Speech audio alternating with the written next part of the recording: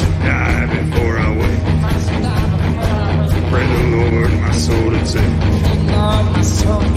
Hush, little baby, don't say a word. And never mind that noise you heard. It's just a beast under your bed. In your closet, in your head.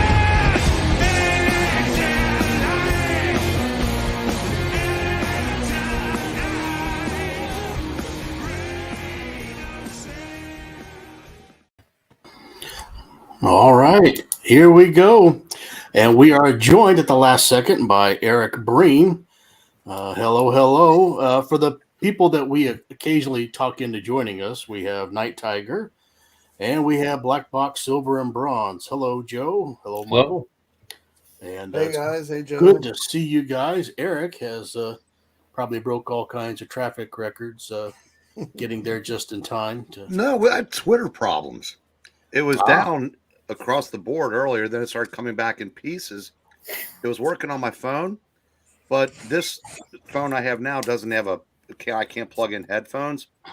So I was trying to get back on Twitter, but it wasn't working on my laptop, but I found a workaround. Cool. By accident. I didn't know. I have no idea what I did. Sounds like angry sabotage. We're joined by Horror Mike. I love Disney and comics. Hey, guys. And Lead Paint. Good to see you.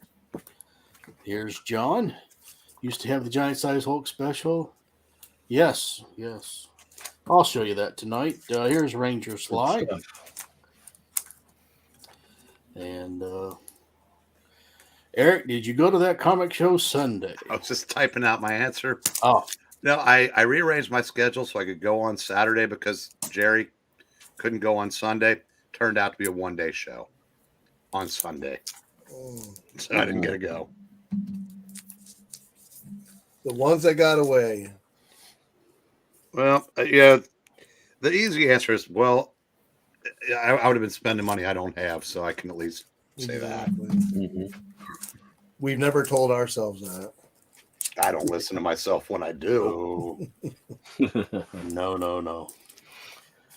So I guess everybody's ready for Big Sunday coming up. What is it? Super Bowl? Something like that. Yeah. Never saw one. No. Well, I will start, and then we might go to one of our lovely guests. But I'm going to start off trying to lure Dr. Silverage. He's been having some rough times, and that's why he hasn't been able to join us lately. But I thought I'd show him some nice Hulk. And some kind of covers you've never seen before. They're from Britain. Is that Madonna going after the Hulk? No, that's singing Kazar. That's right. No. Looks like Madonna's new look. So the consensus, it's Kazar and not Kazar?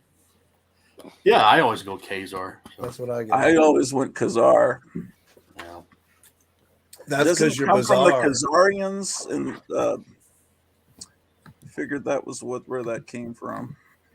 Oh, in the poll? And here's another one. Black Bolt. Nice. Nice covers on those. Guys. Where'd you pick those up? I find them at flea market. There we go. I always try to show a white screen to make that. I've seen a bunch of them recently. Zach appreciates that. Yes. That guy at the antique store in Ohio had like boxes of them. Inside joke. What was your average pickup on them? $3. Oh, that's nice. You had to buy them all at that price.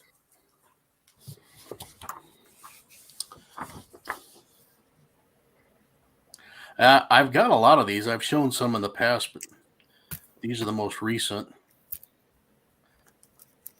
I am just very intrigued. That's the annual. Isn't that the annual? I think so. I'm very intrigued by these covers. They look... I know, colorful. They look really cool. Yeah, they are cool. Yeah, that's the annual. Oh, nice. That it looks like a two. It's they broke it up in parts. Oh yeah, they do. And It's you get Bondage some Hulk. fantastic free badges Ooh, of these famous people. There's Gary Glitter. Donnie Osmond, That's Gary Glitter. I never Sat- even heard of that guy. Well, he got in a little trouble. He I was don't just know. ahead of his time, apparently. I don't know if I can talk about what he did, but let's just say he had a lot of photographs of some very underage individuals. Mm. He ran off to Vietnam and got in trouble for doing the same thing in Vietnam. So. Oh, They they still play his song at every baseball game, or have they man, stopped? that's a killer cover, dude. You know, they probably do. Yeah.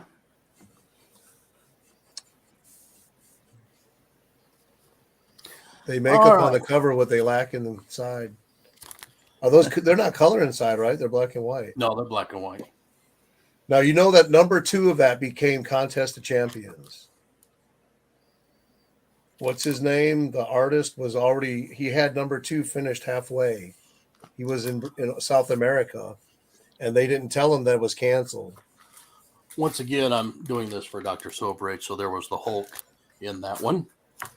And oh, look, here's a Spider-Man on Hulk again. Nice. Have you ever seen the British annuals they have? Hello. Hold on. That must be Night Tigers setting off the treasury alarm.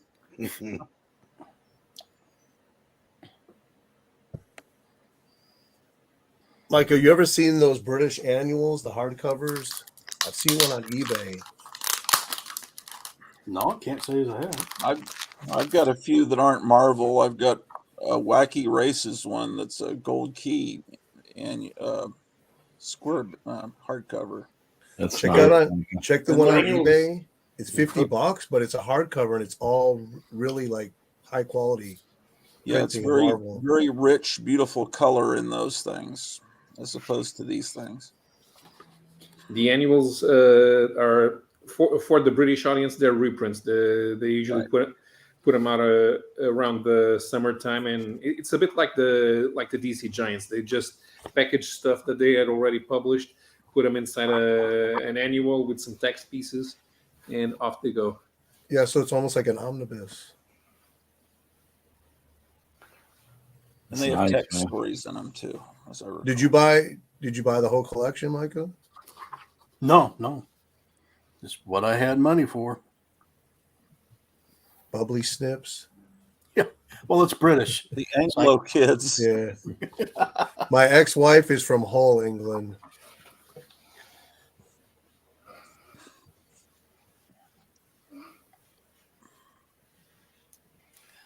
And interesting that the British toys looked pretty cool.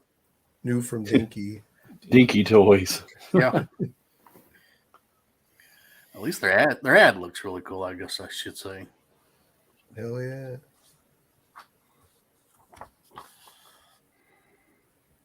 So I've got a bunch of these. I'm not going to show them all, but I might call up Dr. Silverage and do a private chat and show him. But They put the Hulk on the cover, it'll keep selling. If they tried putting the Avengers or the Fantastic Four, the comic would be canceled. well, of course, And that's how they ended up having to merge titles. When they would pick up some features from one title and put them in the other, they merged the Avengers with Savage Sword of Conan. Then they merged with Tomb of Dracula. Hey, that's a Fort Capri. that's what I was noticing. Huh? I thought it was something else. The Fort Capri had actually two different models in Europe. The British model was different from the one made in Germany. Yeah, the guy in Denmark was saying that the publisher would say, just pick any cover that looks cool, throw it on whatever. So the covers didn't even match the stories So inside. this Hulk image is from that sweatshirt. Yeah. The famous Bubblefoot there. Just a few more, and we'll move on. Nice. And this was what our thumbnail was. I always thought Marvel should do a story on this old tailor guy that makes all the underwear and the uniforms.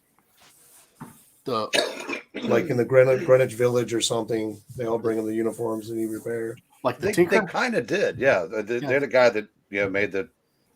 That's The killer. Tinker was superpowers or like robots and stuff, but there was Great a guy cover. that made all the uniforms too. Nice. Is that a John Buscema cover? I believe so. It's always good to see Red Sonja up front. She never looked so good out there. All right. Jambo, what do you think? Got a bunch more, Yeah. but that'll do it. So, Definitely. all right. Who should we run to? I guess we'll go to Night Tiger and then Joe. All right, go to me. So really quick, I'll show some of this. I don't even know what number. It's a robot cover, kitchen sink, Spirit. Hello, Meyer. Oh, I wanted to show this first. So this is a Christmas gift from Jerry. It's made by Jeff Reynolds. Oh, Teleresis on Instagram, TELERISES or something like that. But anyways, you could send him a cover and he'll make it 3D on a 3D piece for you. I don't know how much he charges, so I was happy to get that. Some more dollar stuff. Number 1 kitchen sink, Alan Moore. Hello, Rob. Prometheus. I found number 1 years ago. I've actually found 4 issues in a dollar bin finally of this. Is this an Alan Moore? I believe this is an Alan Moore. It is. There was a Title time when also. Prometheus was one of the hottest books that you had to get, and now it's in the dollar bin. Yeah, but I'd rather have Yeah, it but- there. But the trade paperbacks are still in print, and that's the type of thing that people who are interested will buy in the collector's edition. Best of the Viking Heroes, Frank Vazetta ah, cover. That was in the dollar bin. This was $3, but it's Wendy the Witch first issue with the Campfire Bluebirds kind of promotion for a girls camp program. And then Casper had the Cub Scouts at the same time, same months. Funny Animals number 1, volume 2, Charlton, one of their last books printed. 75 cents. I don't know what year that is. It's got to be 80 something. That was $3. This was $3. Just nice. Mad Scientist cover. Yes, very nice. And Weird War for $1. You got to take it. Yeah. This was, I think, $10 or $12. Just the third appearance of Bullseye. For $12, I'll take another high grade copy. It's a really good story. I read it. I can't remember what happened, but I knew it was good. Oh yeah, here you go. This was $5. I think Joe got a issue of this last week. I did. Not that issue, a different issue. Yeah, I want to collect the whole run. It's just a really cool title. And then, of course, these are the Liechtenstein panels that he plagiarized in the 60s. This was the second issue. This was the first issue. He took 4 panels, 3 inside, 1 from the cover, 3 panels and 1 from the cover on this one, reproduced them. Have you heard of those? I barely heard of it. When I seen them marked, they were marked in a box for a con. Those are from the Jim and Dan's in Ohio, West Alexandria. Oh, nice, man. This is from Mavericks. This was $60. Wow. Yeah, Hangman. Nice one. Suspense. A decent copy, probably like a 4.5, 4 maybe. Quickly. Oh, I got that one for $30. Doll Man. I don't know if there's a Torchy in here. Maybe not. I think I looked and there wasn't. Not in that one. I don't think she's in that one, but yeah, she's in the regular Doll man. This was $5, but I don't know if you know, this is a Holyoke title. It's really scarce. It wasn't a very big print run on these. So anytime I can find these cheap, I have quite a number. I got 6, 7 issues right now. Nice. I forget how many there were. This is number 20, so it's definitely 20 or more. You could see the panel cut out right there, but still, I mean, this is like an anthology. It has different stories, like for several issues. Like you can see, this is a Jungle Boy. It'll have war. It'll have Western. It's really weird. This is in Fangs the Jungle Boy. Oh, I think that's from like 1944 or something. I just love this full panel picture. I mean, full cover. It makes the book look even bigger than it's supposed to. Yeah, that's really neat. Yeah. I love the Bob Hope. They do a really good job on that. DC did a great job. Sixth appearance of the Ant-Man. Very nice. First cockroach on a cover. I don't know, maybe. I don't know about that. How about giant cockroach? Yeah, probably. Yeah. Here you go. Some Toby Press. Tales of Horror number 3. Cool. Good Girl. Pre-Code. The Devil's Clock. It's got a splash. This is the splash page when you open it. The snake around them. Is it the Empire State Building? Yeah, that's nice. Okay, and then The Doll Man. Reed Crandall, Cool. Doll Girl. You got Yeah, John Spider. You got Torchy. Story inside. The spider's eyes remind me of that bug creature on Space Ghost. Yeah. If you saw it, you know what I mean. Yeah. Pick that one up. You got to check my comic shop, like new listings several times a day. This was $22.50. They claim it's a 1.0. It's really like a 2.5 and maybe a 3.0 once I press it. So they always undergrade 99% of the time. So to get this for less than $23, pre-code right. horror, Mantis. really good deal. Yep. Zora, Buddy Saunders says he doesn't want angry customers. So that's why they're told to do that. To do Buddy what? Saunders, Oh, Buddy Saunders, yeah. the owner, he Yeah. teaches them to undergrade. If you watch, there's on Bronze and Modern Gods, they did an interview with Chuck Szymanski, and he talks about this deal he made with them back in the 70s to buy this big ship books. You had like a pallet of all the same issues. And when they made the deal, then they came back the later of the week when he's supposed to get paid and go, "Oh, I'm sorry, these are really this grade, like a grade less." And he goes, "I was already locked in. I couldn't." He was pissed. He goes, they purposely undergraded it so they could sell it and, to their customers, and the customers would, I guess, be more happy to get a better book, I don't know, but he said they undercut the deal like that. They just undergraded them all one grade, the whole palette. Anyways, this is, I saw this, and it has no indication of publisher because, DC took it over from, what was it, Prize Publication. They had another moniker for the company. I don't remember what it was. Crestwood. Yeah, Crestwood.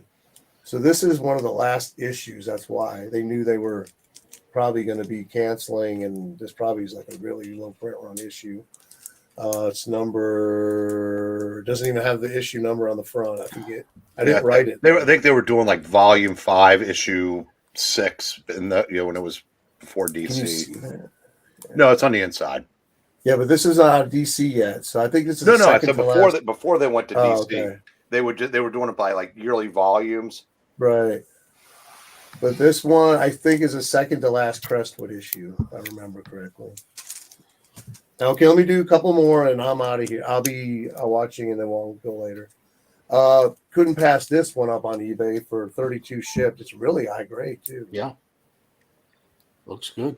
Nice A lot of flag these cover. flag covers from, 1942? Yep. They want a lot of money for them just because they have the flag on them. It's got the White House back there, or the Capitol, actually. Capitol building. So that's 1942. Ooh, this is like a 5.0. It's number 15. That's an eBay purchase. And then this was an eBay. When this was, I just bought it. I didn't even haggle with the price.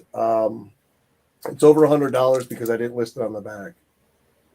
I put it in my apps. I think this was like one. Oh, I paid $164 with shipping.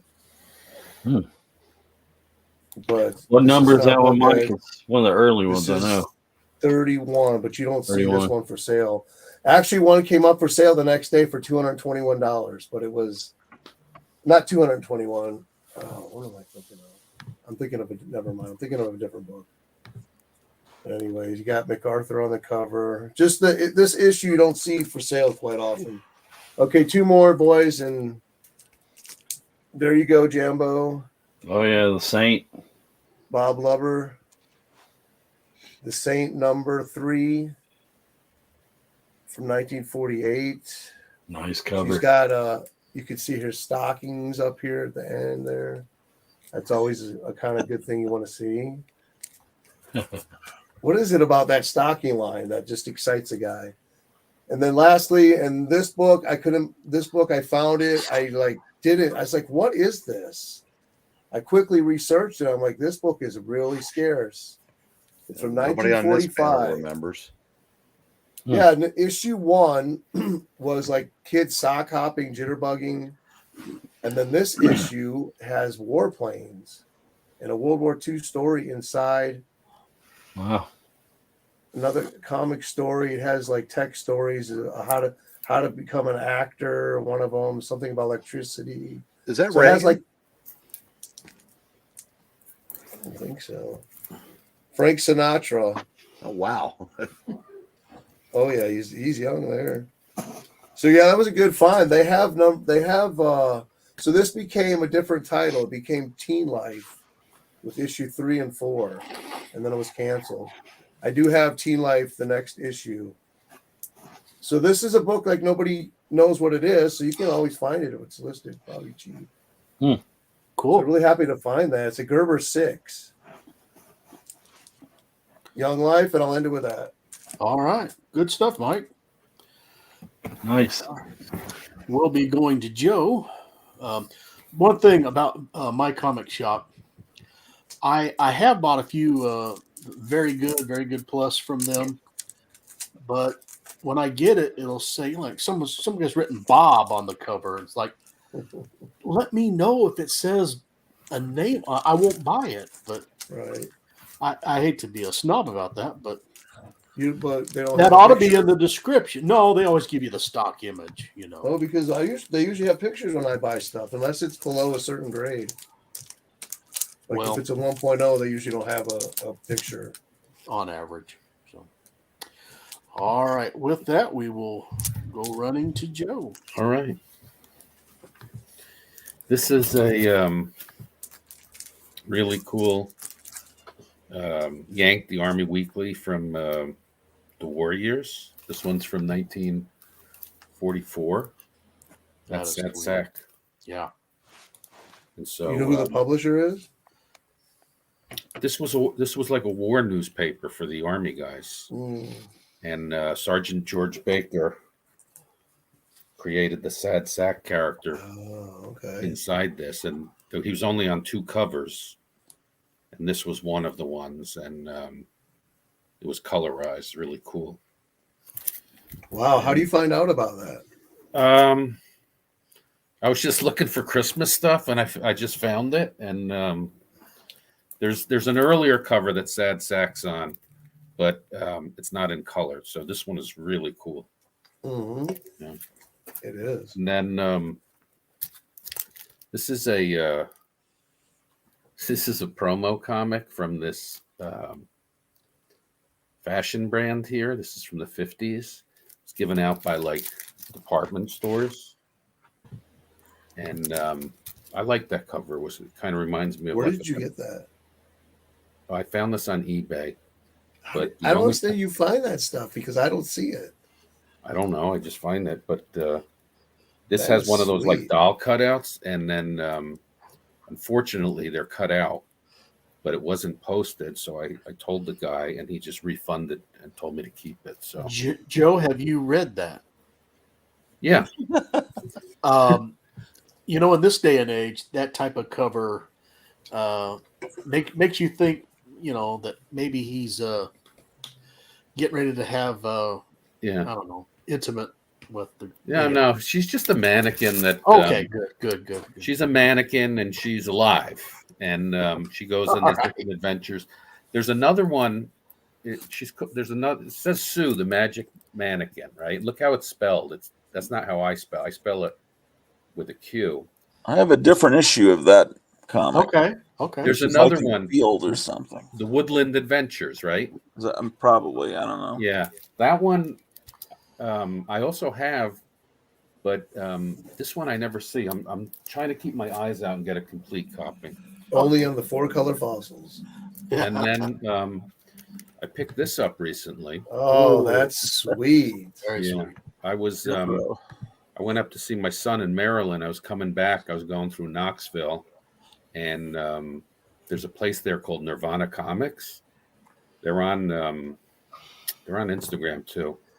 They're really nice guys, and it's a husband and wife own the shop, and they have a nice store, and they always have good stuff on the wall. And they had this one, and he always was willing to knock down the price.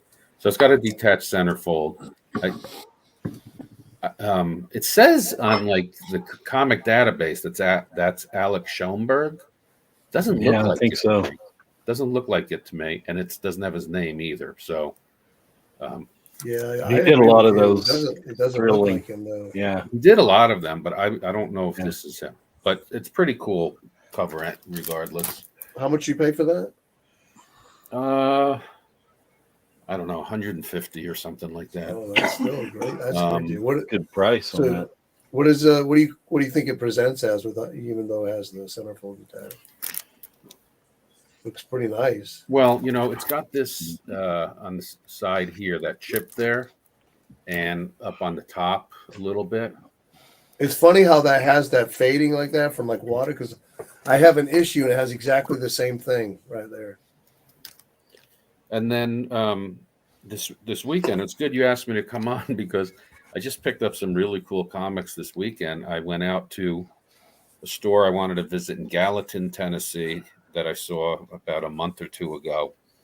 And then I found an antique store that had tons of comics in it. And this is one of the ones I got from the Gallatin store. Nice. It's a feature book. I've been wanting that for years. 48 with the Maltese Falcon. Great cover. And, the story continues all the way to the back cover. What'd you pay for that? Oh, this one, I didn't pay a lot for this one. I think I paid he gave me I got this big stack of books. He gave me 30% off. I think I got this one for $40 or something. Oh, wow. So, and then, Yeah, Steve, we were supposed to go to that store. and then, Oh, All right. that's nice. this Queen one, Mom. Wow. This one I picked up because this thing is brand new. I mean, it's got some sun fading or tanning or whatever around the edges, but the condition of this, when I pulled it out of the box, I couldn't believe it. It looked like it came right off the rack, and those always blow my mind when you can find something that old that looks that new. When you showed that, I had little That's hearts nice. appear around me like that. Yeah. Yeah. It's a beautiful And, book. Yeah, throw that You in the know what tray. year that's from, Joe? She's queen of 39. Spinachovia. I looked at it earlier. It's from, I think, maybe the early 40s. I don't remember the exact year. It's It's very Del nice. four color number 168. Oh, so it's bad. Yeah. Yeah. And then this one I got for $7. It's rough, but Hey, yeah. Still. but I I'll mean, give you 8. I'll give you 8 for it. yeah, there's no back cover. The front cover's off. The book's complete, but the image is there. It's really cool. Yeah. Like the State of the Union last night. I haven't seen that one before for sale. It looks like it's pretty scarce. Here's a Dick Tracy. Oh yeah. Yeah. No, that's a great one. They burned his house totally down. Yeah. And he just had it. It's brand new too. I've got that one. Yeah, it's pretty rough, man. Pretty graphic. Maybe that was Jambo that showed it then.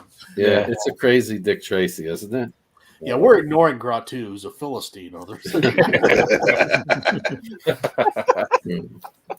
And then this one's really cool. Spotlight Comics #2.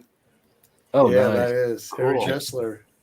I think it was The art of there is really good. it was 3 issues, if I remember correctly. What's his name? Black Llama or something like that, or Yeah, I don't know. Black something. Just a couple more. I picked this one up, Buster Crab. Whoa, Nice. cool. Those are More awesome. fire. Yeah. How much was that one? This one I think was like maybe like $40 also. Wow. I thought, like, when I saw this corner up here, I thought this was Charlton, because Charlton Right. had, Sure. Yeah. but it's not. It's something else. It's a Lev Gleason. That one. I don't. Does that one show in the Gerber guide? I don't think it shows a picture of it. But There's look 2 at this. I want to volumes. show you. I put it in a clear board because I thought this advertisement on the back was so cool. Oh yeah, that is. Look, my parents, my grandparents, they had cigarette ashtrays all over the house, right? We'd have birthday parties. All the aunts and uncles would come over and they'd be smoking like crazy. But look at that ashtray. It's like a fire pit, and you put the matches, barbecue pit, yeah. and the cigarettes I in like the other. it. Mike, lend me $2. I got to get me one of those. Pretty cool. 2 more. And then I snagged this one. Oh yeah, nice. Little Ant on Christmas cover. Wow, that looks amazing. It's in great Condition. shape. So is Santa hung up there or what? Yep.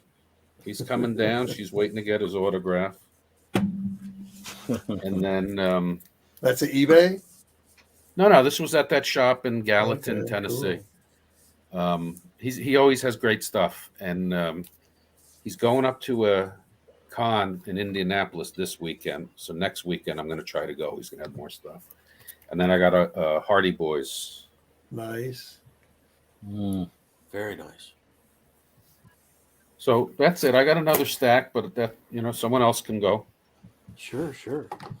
We'll have Paulo send over some files here. And while he's doing that, for those of you guys that are getting the epics, they're getting ready to release Marvel 2-in-1. And just so you know, it won't have Marvel 2-in-1 number 21. That is Doc Savage. They don't have the Licensing. rights to Doc Savage. So you may need to, I don't know, put your copy of number 21 next to this if you decide to get it. So, That's a heck of a back cover. well, they can't help a lot of the executive decisions they make. So, Guys, excuse me. I have to sit this way because of the muscle that I injured. no problem. Oh, Paulo's got some spirit for us. Oh, yeah. So I'm going back to Brazil, and I picked the year 1990.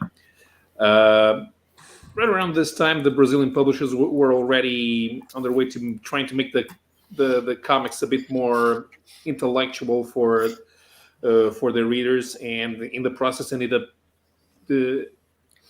changing the way that American comics were perceived on both sides of the Atlantic, because we didn't have superheroes in Portugal, but we got the Brazilian books, and so they diversified a lot, the 2 main publishers in Brazil, and they even put out stuff in US format, US size comics, so that we could appreciate the art a little bit more.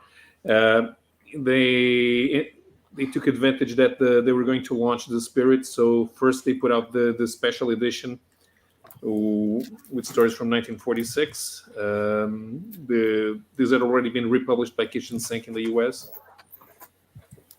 and because of that, a few other publishers decided to put out some reprints of old material from the newspaper strips. This from publisher LNPM, first volume of Steve Canyon. I don't think that Milton Caniff was very well known in Brazil. We knew about him in Portugal, although in 1990 the percentage of new readers who would be aware of Milton Caniff was definitely going down.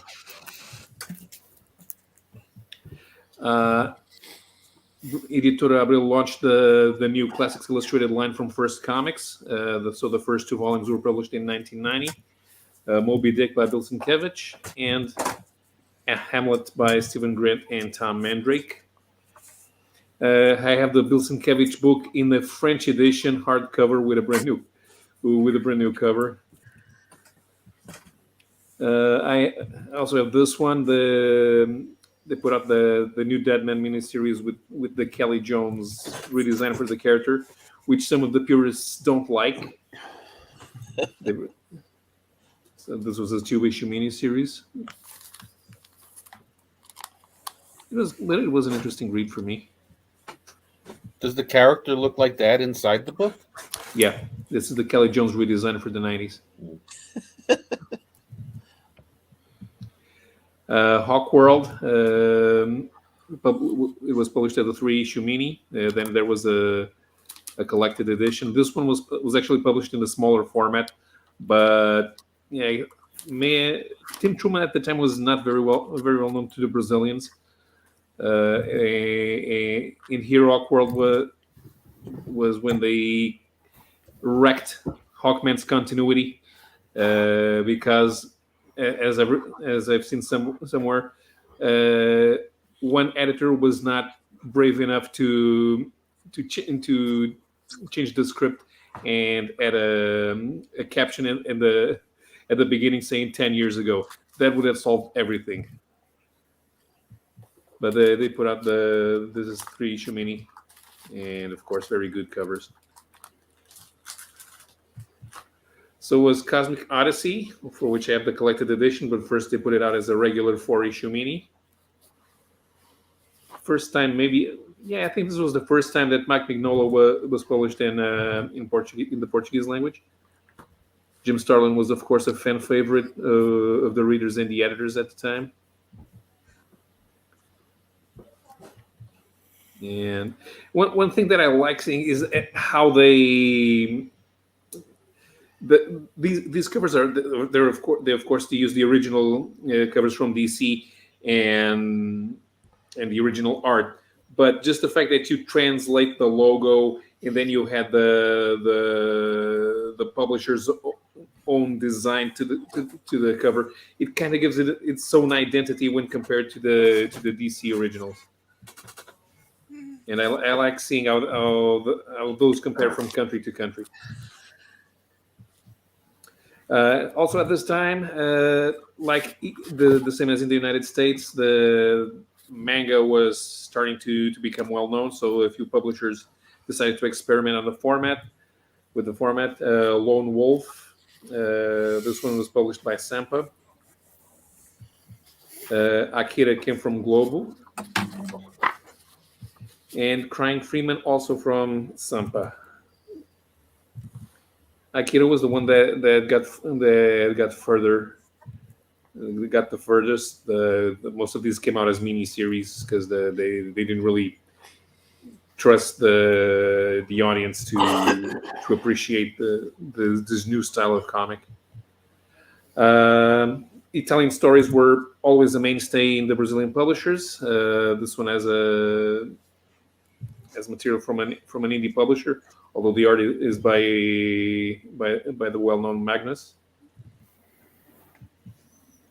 Here's Moon Shadow issue number 1. This was definitely weird because they put it out as a 12-issue miniseries.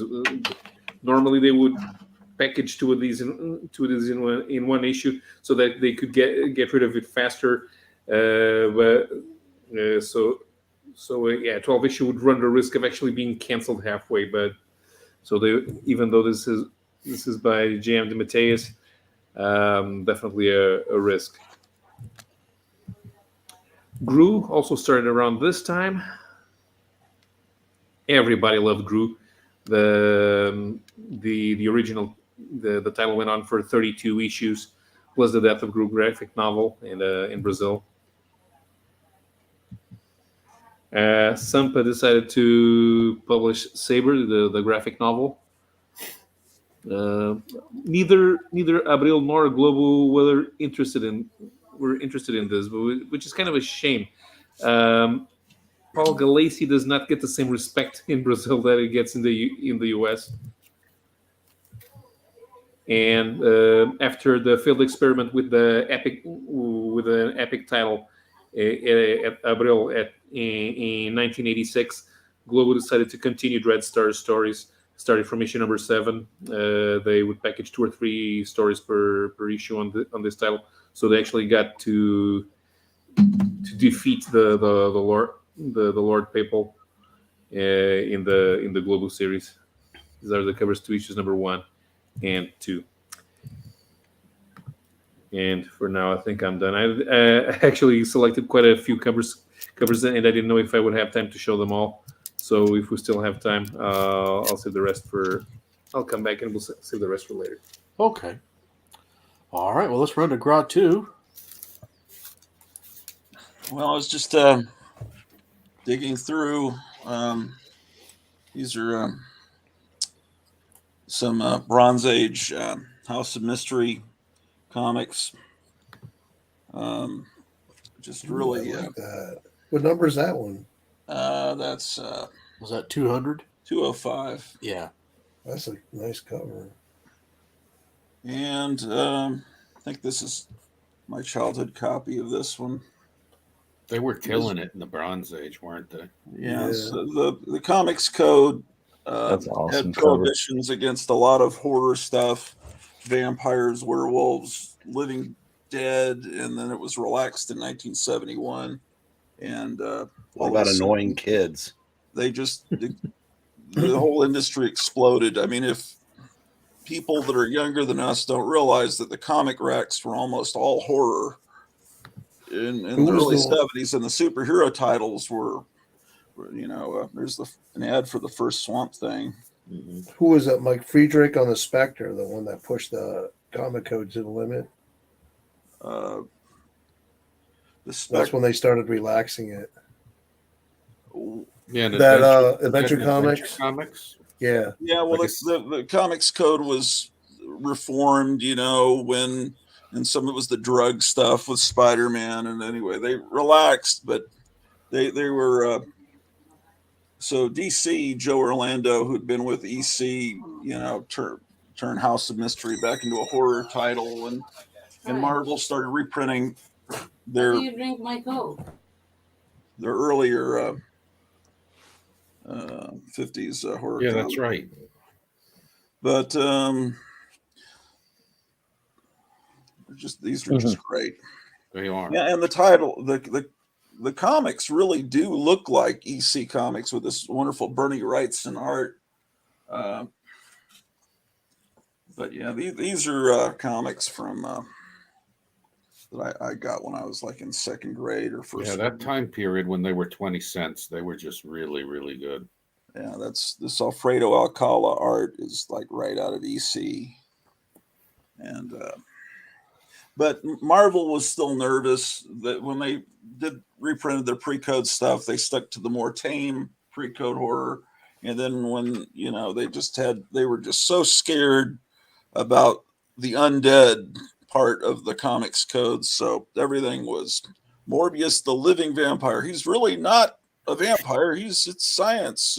He's not really dead. And the living mummy and the living colossus. They were really, but it's just like the Supreme Court relaxes, what you can put in a movie, and all of a sudden, everything explodes, in the industry that we can't really talk about. But what they did to Morbius in the 1990 Spider-Man cartoon,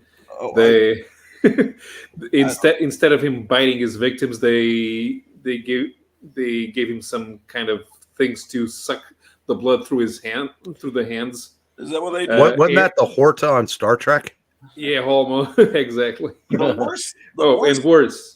The worst thing is how Morbius looked in the '90s comics. That was just a travesty. No, the worst was definitely in the cartoon, because Morbius would always go, plasma. I need plasma, because we can't show blood to the little kitties. Yeah, I don't remember really that him in that cartoon, but the '90s was so horrible.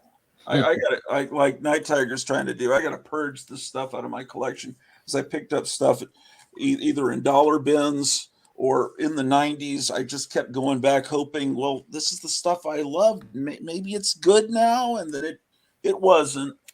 And I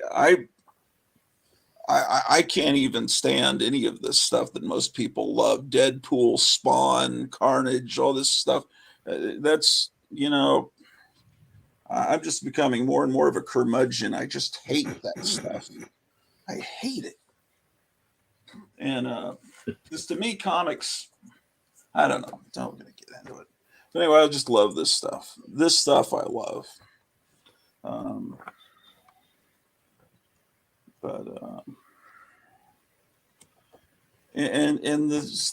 the whole I love this, but I know I probably can't ever go back and fill in holes.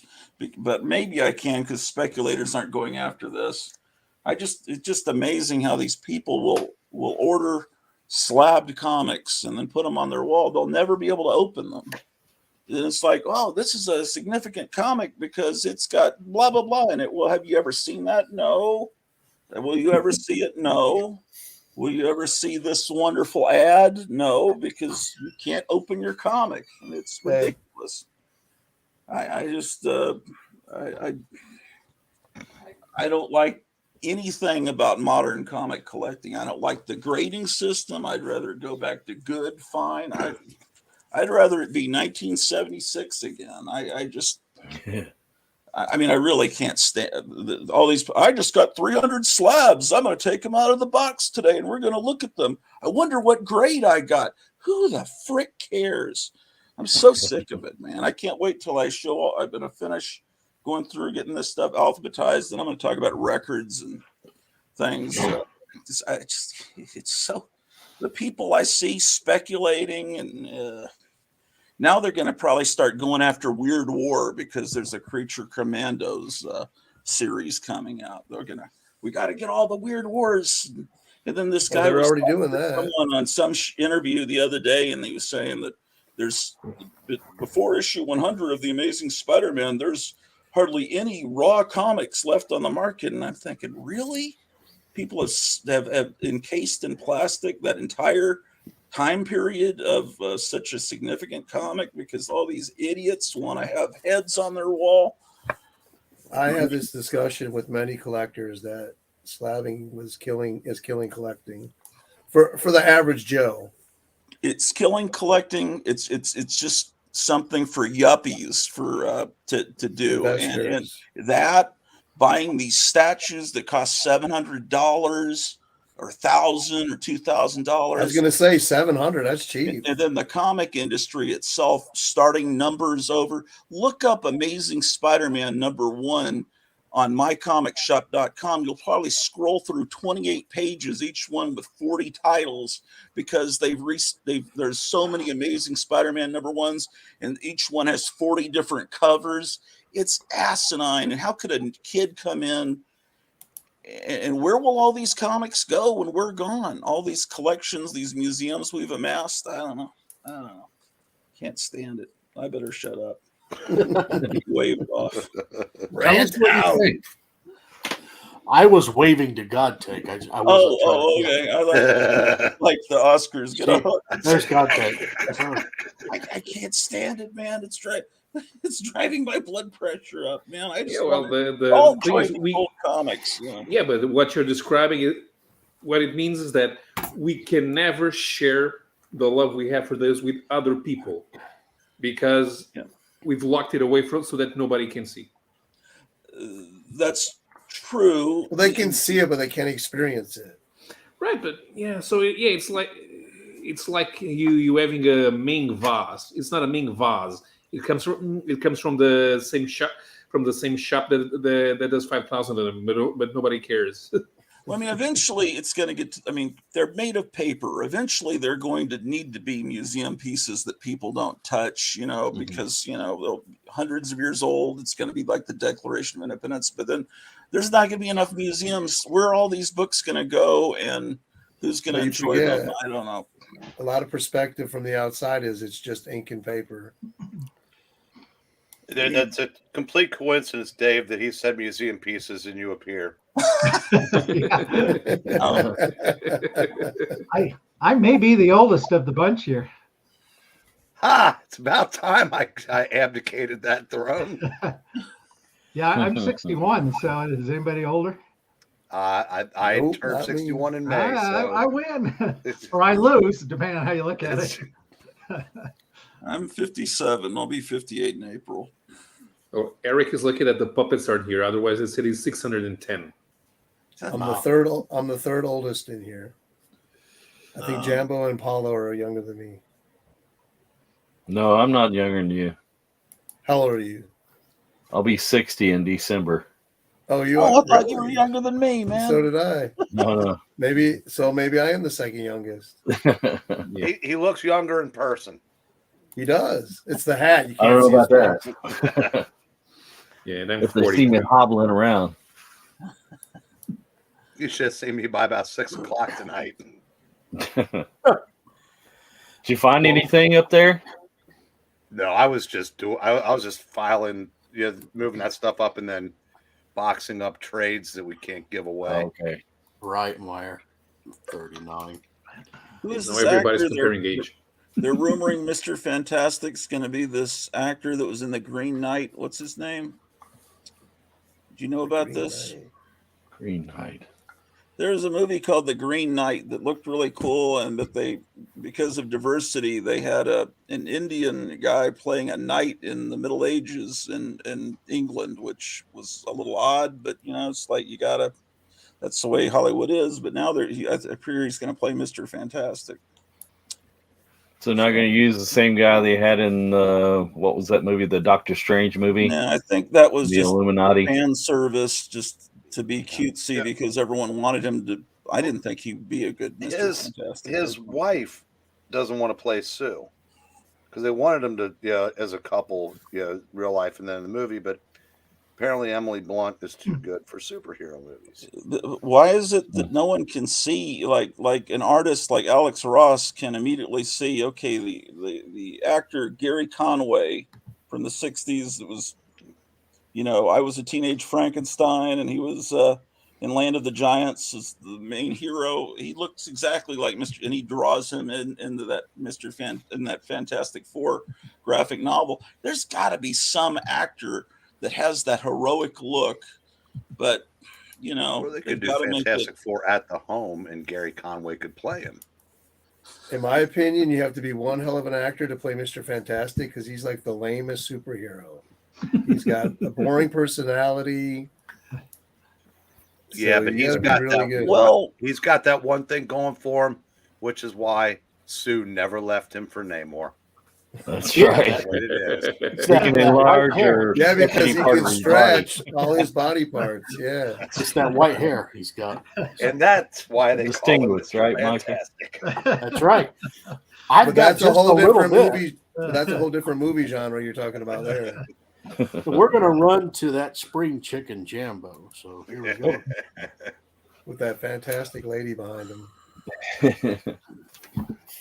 Well, I got to go up and see my good friend Eric today, and he gave me some freebies. Look at that. Oh, wow. And it had some nice good girl art inside of it. So, yeah. I was liking that.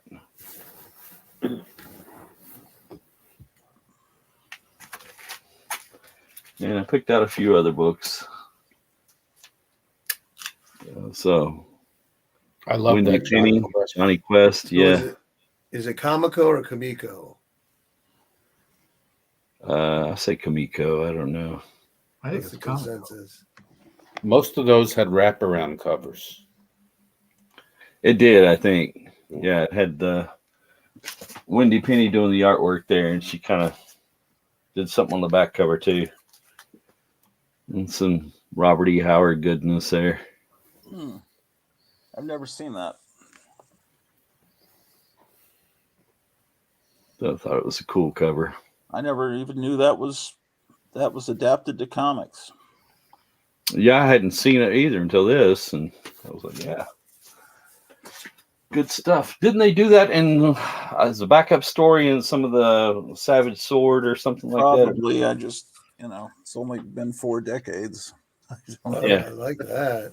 What is that? Oh, that's the female fatale from American Yeah. Comics. You familiar? Oh, yeah, there it is. Yeah. Oh, nice. Oh, okay. So it's the movie poster homage. There actually are stories to go with those. I mean, it's not just. Oh no, they did a good job bringing back the Golden Age Go Girl. Yeah, sometimes they had some Golden Age backup stories in them. So that's a heck of a cover. Who's that? Keith Giffen? No, who's that artist there? Some guy named Katz. I don't know. Maybe just leave it on there long enough, it'll come to Micah. Well, it doesn't really matter. Can't see up no noses, but yeah. Well, maybe in this one. Maybe in this one here. See if that knows a little bit. That even has the hands. Oh, that's Is that a Bruner cover? No. No, that's the great one again. Oh, the Like cane. all of his gifts. Kind of see up his nose there. The Killer Kane cover. Well, we can borrow Micah's microscope or magnifying glass from the other night, which was funny as hell, by the way. Why? Thank you. I think you're the only one that ever noticed it. It's a nice Nomad. bondage atlas. Red dress, yellow hair, me like. God, it was nice to put one of those out and then not be able to visit it a year later. They're one of the few artists that realized they needed to put the thing on her mouth. You don't see that very often.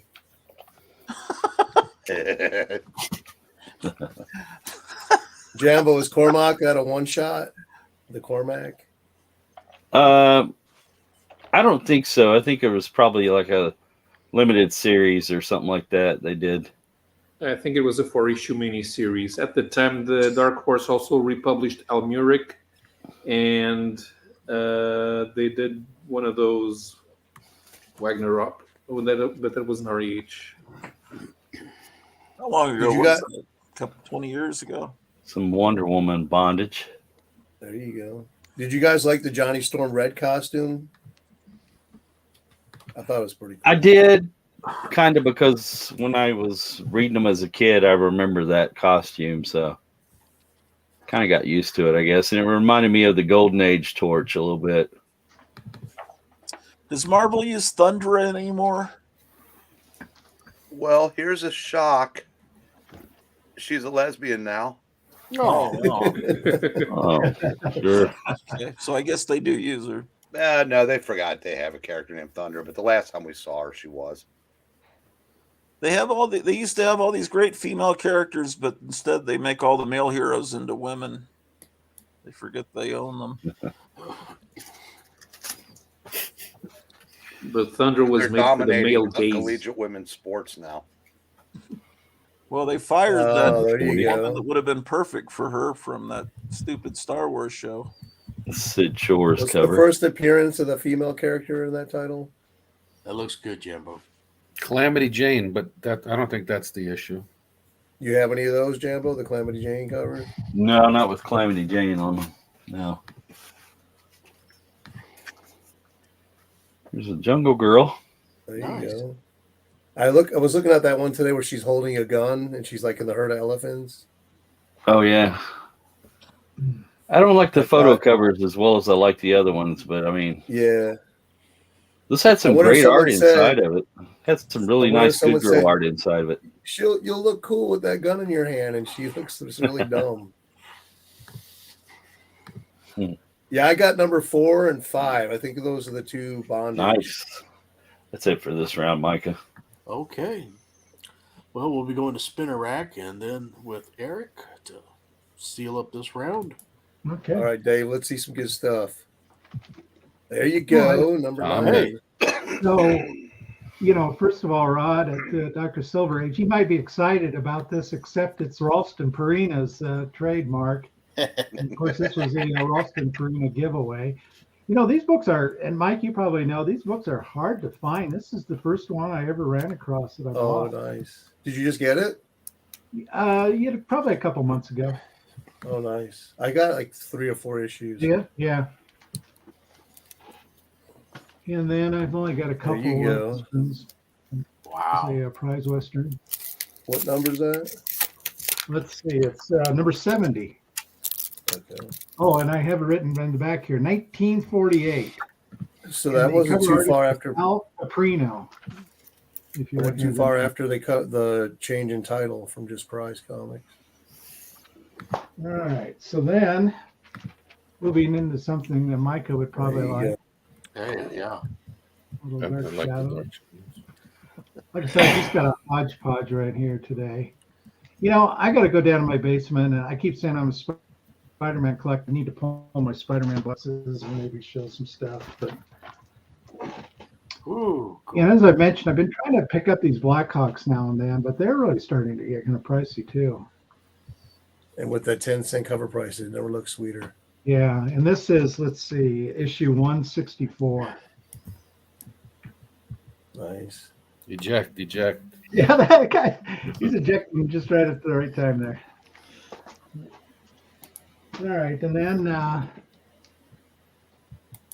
too bad Charlton 66 isn't here, but I've got some Timmy the Timid Ghosts. Ah, cool. Of course, they are, I guess, a ripoff of Casper, but and, there we go.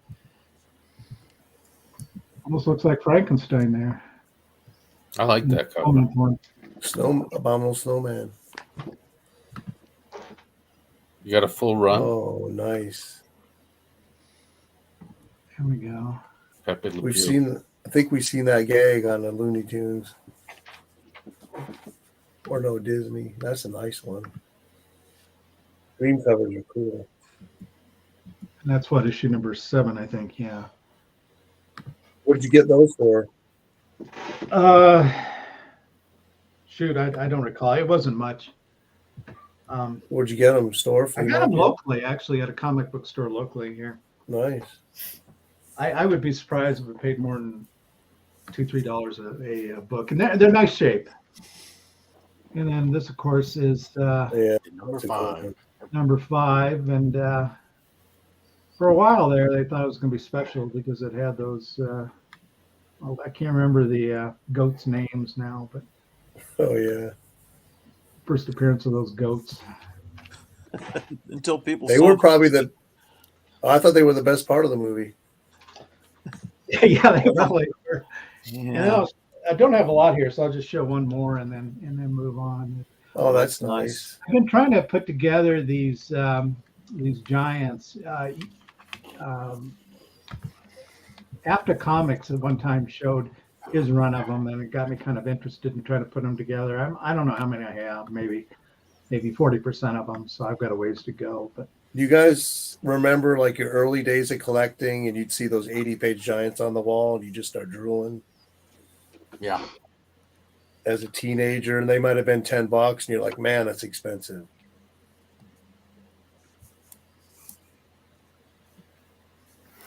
All right, Dave. I didn't want to rush you. I was just making sure. no, I have just a small pile here. Okay. Fantastic. Well, now we bravely head over to Eric. I don't think I've got any Gil this time. Oh, What? I feel like I'm letting y'all down. I gotta have a cigarette every time I'm done watching Eric. The first time, or first I say, if I ever knew I had to go to the most dangerous place on earth, I'm taking the 2 kids from the DC horror books because they apparently survive anything. All right. Start with what I picked up today. It's unfortunate the art doesn't come close to matching any of the covers on this, but it's not a bad story. Aren't they several thousand years apart? How do they work that? The magic of comics. Is the latest Silvestri Batman. Let's see. Here's Eric, how's Silvestri's art on that Batman? I'll just pop it open to a page here and a couple pages. Yeah. So, in my opinion. Well, I mean, yeah, here's a couple of them. I mean, Yeah. I don't know that he's as good as he was when he was doing X-Men 30 years ago. I don't think he is. Yeah. I But agree. so then, a couple of books that I'm really, really liking. Joe Fixit. It's Peter David revisiting the Joe Fixit era of the Incredible Hulk. And this is something I can give my highest recommendation to. It's Paul Levitt's first work for Marvel. He's doing a 3-issue Avengers miniseries. Oh, what is It takes place in between after issue 11, and he really captures it. What does the inside look like? It's Alan Davis. So let me find a page with I like Alan That's Davis. good. Yeah. Yeah, with that's some good. Avengers It's line. Alan Davis trying to imitate Jack Kirby, inked by Dick Ayers. That sounds good to me. Where should I know Alan Davis's name from? Batman. Let's see, Excalibur. Excalibur, Yeah, yeah. Excalibur. Never read Excalibur. He's been around forever, but He he's did a some British Batman. artist. He did some detective issues too. a couple of magazines that came out. Alter Ego, and if you want to feel old, remember when they used to have Golden Age characters on the cover? Yeah. Now it's the Young All Stars.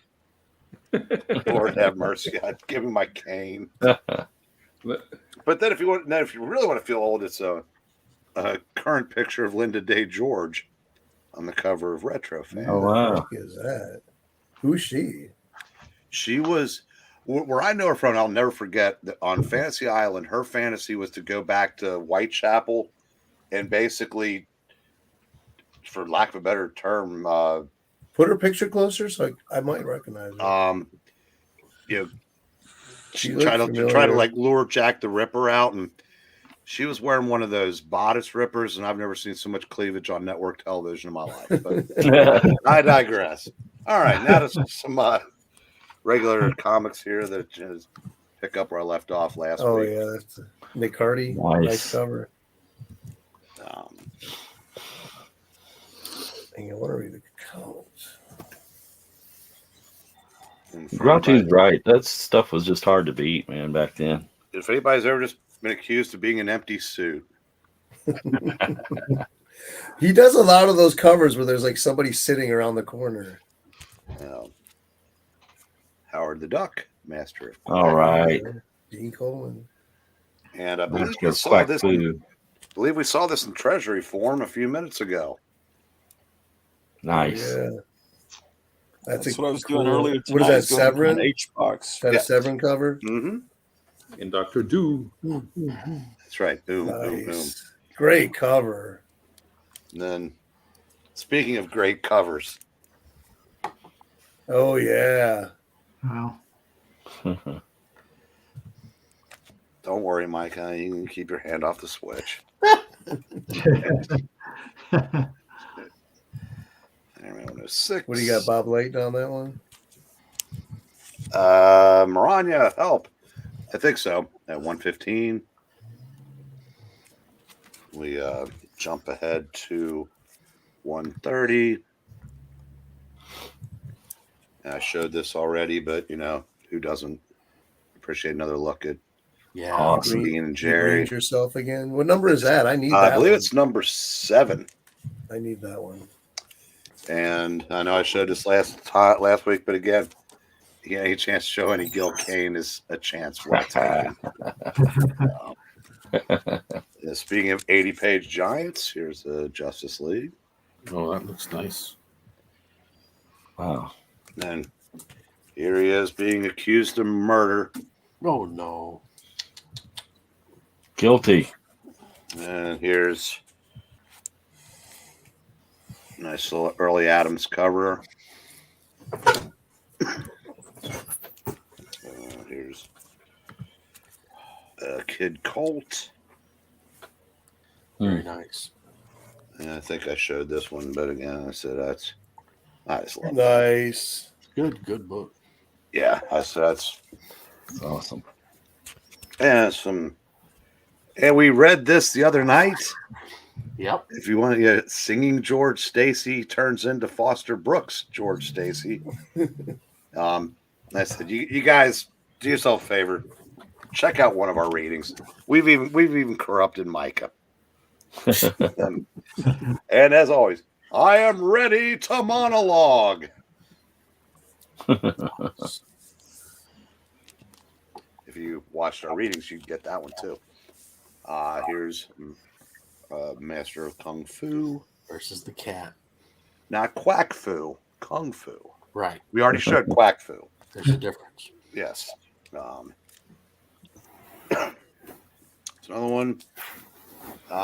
Yes, you'll recognize the greatness on the cover, and I believe he did the interiors as well. But Micah, you haven't earned the right to see the interior, so I'm not going to show them. Oh, okay. Well, I'll take your word for it. We'll finish up with a couple of Ms. Marvels. Yeah.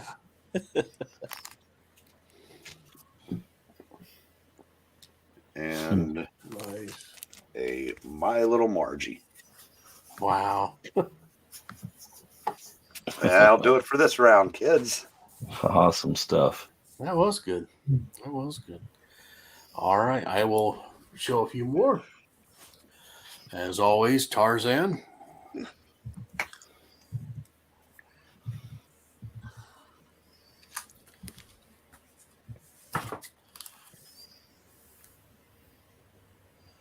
Hungry, hungry hippos.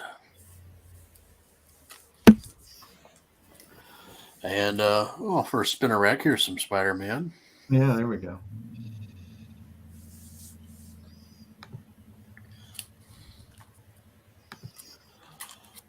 Donald Duck.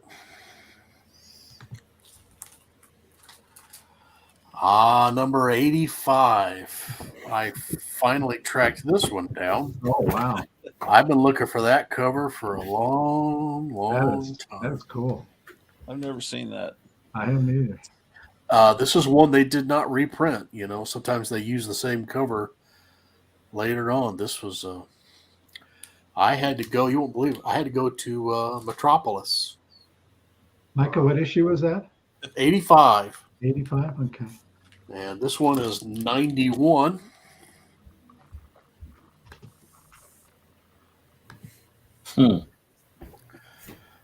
And so the only one I need now is 73, and it's on the way.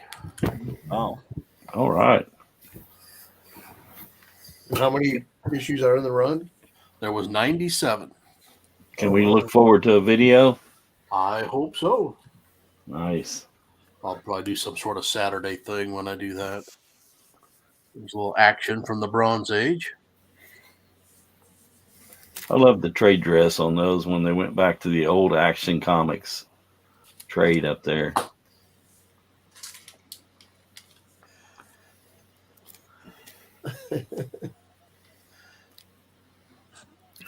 A scared Superman. Hmm. He must be going to the DMV or something. Oh no! It's coming out of the screen. That's like the lost era. It's like nobody wants to read that era or something. And you know, earlier I said I'll show all these Hulks to try to lure Dr. Silver Age. Well, I'll end with that. Yeah. There you go. Super Pets. I'm starting to get a lot more Superboy lately. So, all right. Let's see. We are joined by the comic book frog. Isn't that wonderful? Eh, Yeah. it's mid. Night Tiger, did you have any more? I have plenty. All right. Jamie, this is a companion book to the one you just showed. Excellent. Gotta Oh, get nice. fishnets. Oh, what do I have? I just got this from Argentina today. Took a month to get here. It was $30 shipped. You got Donald Duck piloting Dumbo the elephant. Fun fact: Huh. the company that was set up in the 1940s to publish Disney comics was owned by a relative of the same guy who set up a similar company to publish Disney comics in Brazil. They both Oi, immigrated Dumbo. from Italy. One went to Argentina, one went to Brazil. Oh, nice. Very nice. Yeah, this is from 1948. Actually, this was $20 altogether shipped. Can't go wrong. It's huge. It's It's Nice. fun. he had a lot of them in there. So it pretty cool. fits in a magazine bag. Oh yeah, Yeah. it's a little taller, but it fits. Oh, wow. I was happy about that because I'm like, no, because I don't want to have to make a bag. Just some Adam Hughes from the Dollar Bin. I think it's a great cover. Okay, sorry, too modern. Star Hunters, great art. I read this. I'm reading them every time I find them. I found issue 1 and 3. Fantastic story. Art is great in here. You got this is a Bob Layton cover. Rich Buckler inks. You got Dave Michelin on the scripts. That's how you say his name. I don't know. Dollar Bin fodder. 4th issue. Flyman. Fine, man. Oh, this is First Tiger Shark. I've been wanting this for a while. They had it at that shop on the wall for $25. Yeah, it's Nice, gone up pretty decent copy. a lot, or it did before the movie came I out. know. I didn't. It was watched- like over $50 for a low grade. I'm like, I don't want that. I watched part of that movie on streaming Disney, and Prince. I was. He explains that his name means no amor, like no love. No more. This is Bernie Wright's and Howard Chaykin skull cover. Part of the DC implosion. Sword of Sorcery. That was in the Dollar Bin. High grade. This was in the Dollar Bin. Yang, number 2. Oh wow. Cool. I think Modern Comics did a reprint of that one. I could be wrong. This was a modern one, but tattoo. Look at the tattoo, the snake. It's going in under her pants and coming up out of the bottom of her pants. Look at her bra. She's got eyes on her. So not tattoo from Fantasy Island, then. I'm guessing. Well, So she literally is a can't say my eyes are up here. she is a fantasy island to me. So there you go. And that was in the Dollar Bin. That's the second copy of that. Okay. Those are gonna be prizes. You find stuff like that, it's a good giveaway. The high grade copy of this. Nice, good girl. So That's a that's good in Dollar cover, yeah. Bins where you're at? This was in Ohio when I went to Ohio. Okay. This was definitely not in the Dollar Bin. That's the first cover appearance of Doctor Strange. First appearance of the Orb of Agamotto. Dori Amigato.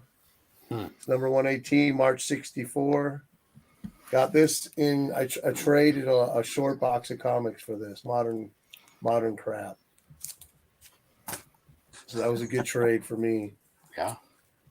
Found that in the Dollar Bin, baby. I've been looking for this book for a long time. Cool. Yeah, that's really good.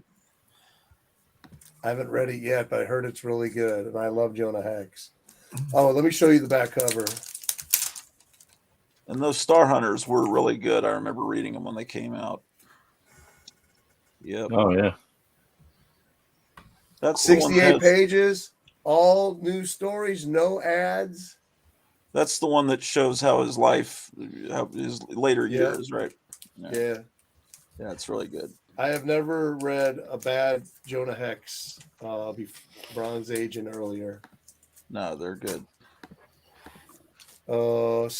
Just a Bruce Timm cover. I think this is the third one that I found for $1. Spirit. I wish You they'd guys let know who him- Bruce Timm is, right?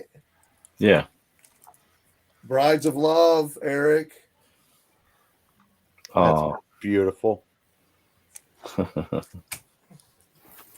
I found this. This is I've been looking for this for about 10 years, maybe. There's a 3-issue. It's called Colossal Features by Fox. hmm The first 2 are Good Girls. The last one is just cowboys and a stagecoach. This was like $12. This wow. book on eBay would probably go for like $200. So I was happy to find that for sure. This was another one that was at that store. Good Girl, Very Nice nice. cover. Blazing Yeah. West, ACG, train cover. There you go, Joe. Yeah, I just picked it up. I just sent him a listing. Nice. $3. High grade copy of that. You guys here on the fossils have gotten me into that kind of stuff to help me see the beauty. I was happy to find that. The next day, I found a high grade copy of the modern one and threw it over to Steve's way. So that's a Pat Boyer cover. Another thing I learned from you fossils, I didn't have any idea who Pat Boyer is until I heard Charlton talking about him. Bernie, high grade, $3. That's a good pickup. Wow. Every time I look at that, I think of Kelly Jones. You can see the influence he's had from Wrightson.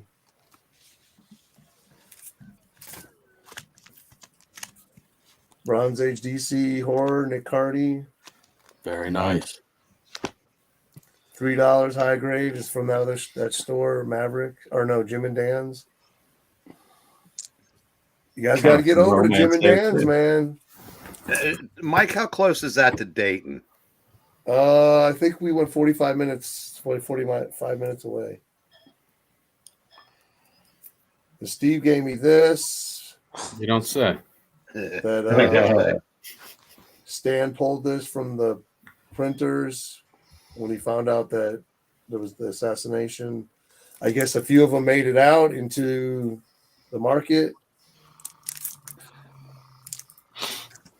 And first appearance of Black Adam. Yeah. This is DC. Can't remember the time that DC put out a reprint of their Fawcett characters from the Golden Age, besides the Treasuries. Okay, have they done it before? I don't think I'm so. not sure. I don't remember. That's why I bought all of these, because I'm thinking I don't remember them ever doing that before.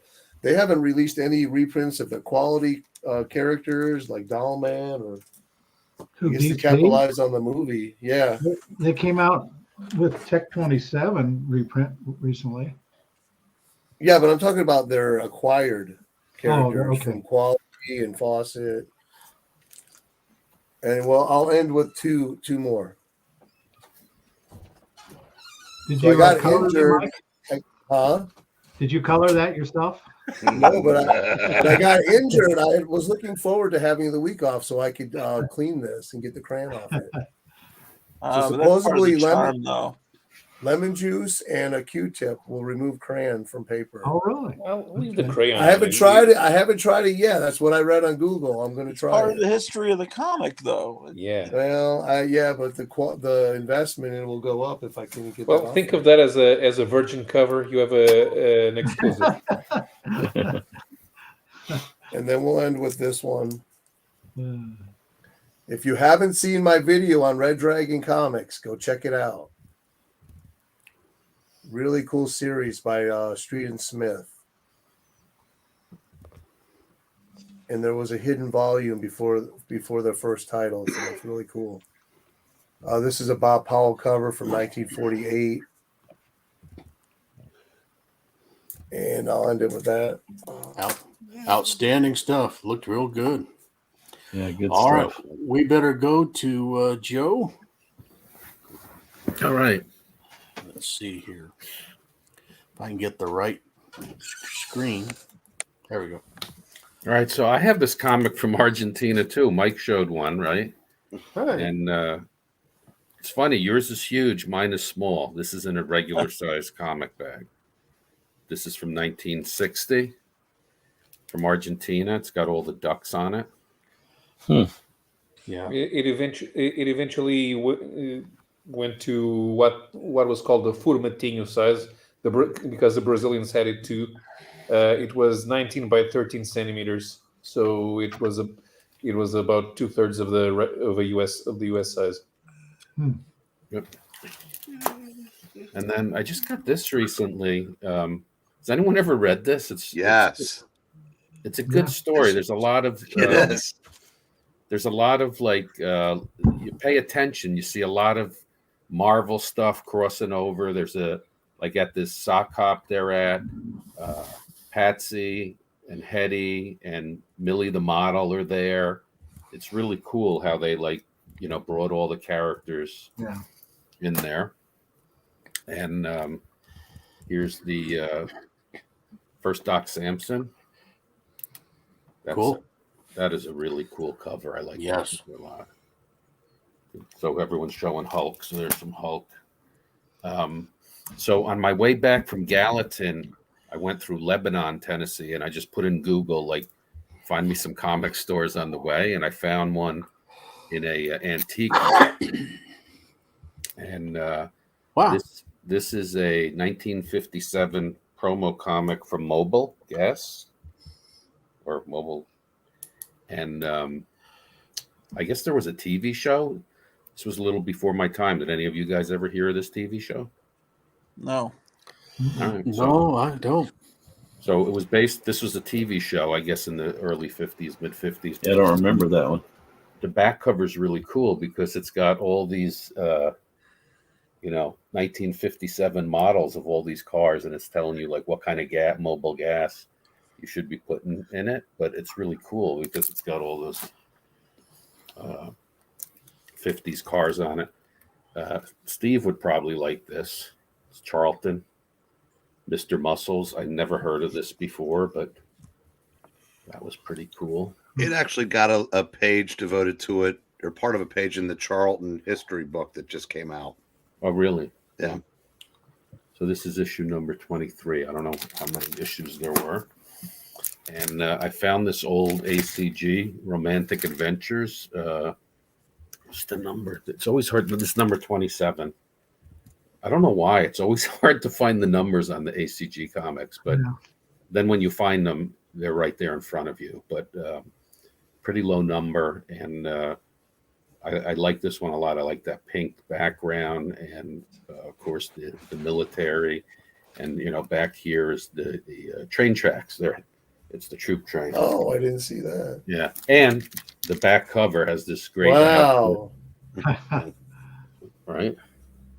Not I bad. wonder why all those women look good back then. Yeah. And at the same place, I found this one. I never heard of this before, but it's a Ziff Davis called Explorer Joe. This is issue number 2. Norman Saunders? What's that? Yeah, I think it is Gratu. He had some great covers on that. Yeah. Isn't that great? You It's got to be. You ought to Photoshop that to say Tennessee Joe and put your photo on that guy's face. And what's really cool about this, too, is look at the back cover. Oh, wow. Right? Tennessee Joe instead of Explorer Joe. Yeah, Like I a never heard of mentally this impaired Flash Gordon. I thought that was really cool. The stories are really good too. I found a low grade copy of this, Tomb of Dracula #3. All right. Yeah, Definitely a good read. Good stuff. Yeah. Yeah. I think there's a character appearance in here, Elsa Van Helsing or something. I found this promo comic. It's from the Connie W collection. That is funny. Tommy looks at farming. Tommy looks at farming. See Dick and Jane run. And this is by B.F. Goodrich. So I have one from Mobile and one from There you go. Akron, B.F. Ohio. Goodrich. But I really like. Tommy drove a tractor before. Akron, Ohio, Steve. I have another one. Tommy gets the keys. It's about learning to drive. And then he crashes the car. This is cool. This is Billy the Model Oh, that is cool. annual. And instead of a king size special, it's a queen size special. Look at her up there on the Millie. Yeah. And I picked up a issue of that recently. Yeah, pretty cool. Groovy, That's dude. Groovy. Yeah. Yeah, And, trippy. Tales of Horror. Look at that. Nice. Nice. What issue's that? 5. You have 5. I just got 3. Yeah. Very nice. I think it's a little faded. I like the that I've one, seen, though. the hands are like a brighter green, but pretty cool. Look at that. Is a cool cover. Has PS Art Books reprinted that title? Did they? I don't know. I'm wondering. Oh. So I'd like to read it. You guys heard of this one? Yeah. Lobo. That's supposed to be the first black hero in comics, or Yeah. Title. This is the So, second yeah. issue. There were only 2 issues. that's that artist I always complain about, Tony Tallarico. You know, if there was 2 issues, it didn't sell. Because by issue 3, they got the sales. Well, you know what happened was because of like racism, some stores refused to put it out. So they just kept Right. returning all of them. Oh, And then I got 2 more. This one I didn't I didn't know that. Where did you read that at? That is killer. I read it Awesome. somewhere online. You got to believe everything you see. This is Star Spangled Comics 122, and this is the first appearance of this guy down by the door, Dr. 13. So this is. Can I request you pull it out and show us? Take it Just the out and look cover? inside? Yeah. No, Yeah. just the the cover too, because the glare. Oh, You can't get a really nice. That's a nice cover. I can do that. Steve's internet went out. Is that better? Yeah, that's a nice cover. Who does the art? Carmen Infantino? I don't know. No, it's not. I was It's wondering not. that too. It's really good. I like how the ghost is glowing. I wonder if that's Shelley. Oh, nice shoes. There's like 3 stories. There's the Dr. That's a 13 nice story. copy. There's a Robin story, and then a Tomahawk story, and then there's some shorter stories. What did you pay for that? A lot. It's a nice copy, so it's justified. But I've been looking for that one for years, and it's never available. Yeah, it's always a second appearance that's always for sale. This is the last one. This just arrived today. Oh, dude, that is sweet. This is That's the real thing. yeah, it's the real thing. It's really thick, Wow. What did you pay for that? a lot. More than 500? No, Then you didn't pay a lot. You're going to So- get people in trouble with these questions. this was That. well. No, I won't get in trouble over here. But this was 7 issues, and they took. You guys probably know this, but they took like unsold copies and took the covers off and bound like it's 196 pages. So Yeah. 6 or 7 issues they bound together, put this Christmas cover on, and it ran from issue 1 through 7. And this issue, number 4, Santa's suit, and up here, Xmas Comics, is velvet. They cut out material and put it on here. So Wow. this is considered the first enhanced cover. You know how like in the 90s Yeah. they did all those enhanced Dude, covers. I'm so jealous. This is considered the first enhanced cover. So Dang, I need a cigarette. yeah, I just unwrapped this today, so it was really good time. Okay, you got it. Just reveal how much did you pay for that? This one, Yeah. it was $300. Oh, that was, dude, that's a steal. Where did you get that? My comic shop. Really? Yeah. It's full complete. Yeah, it's like a 4 or 5. They listed it as. Oh, wow. Yeah, You jumped on that right away, didn't you? without hesitation. Exactly. So that's my stack. Good ending. They look Every very- time I'm on this show, I think about what Gratu said that one time, where if you were in a a strip club and had your eyes closed, it would sound the same. All of us going, ooh, that's nice. Beautiful. That's Yes, true. I would be driving home to get on the show, and I'd have the phone playing while I'm driving, and I'd hear, "Yeah, man, yeah, yeah." She's hot. She's hot. Put it Oh, that's a closer to the nice one. camera. Yeah. Put it closer to the camera. All right. Paulo has sent over some files, and hang in there, Spinner. We'll go to you right after this. Okay, so continuing with the more mature format theme, one problem that Editora Abril had in Brazil is that they couldn't figure out how to sell a Batman comic. So after 2 attempts, they gave up and decided let's go for an upscale format, full US size, 2 stories per issue. Which was actually kind of interesting this time because this was around the time that it was all of the lead up to the death of Robin, and it was all published here. Issue number 1, a more regular cover.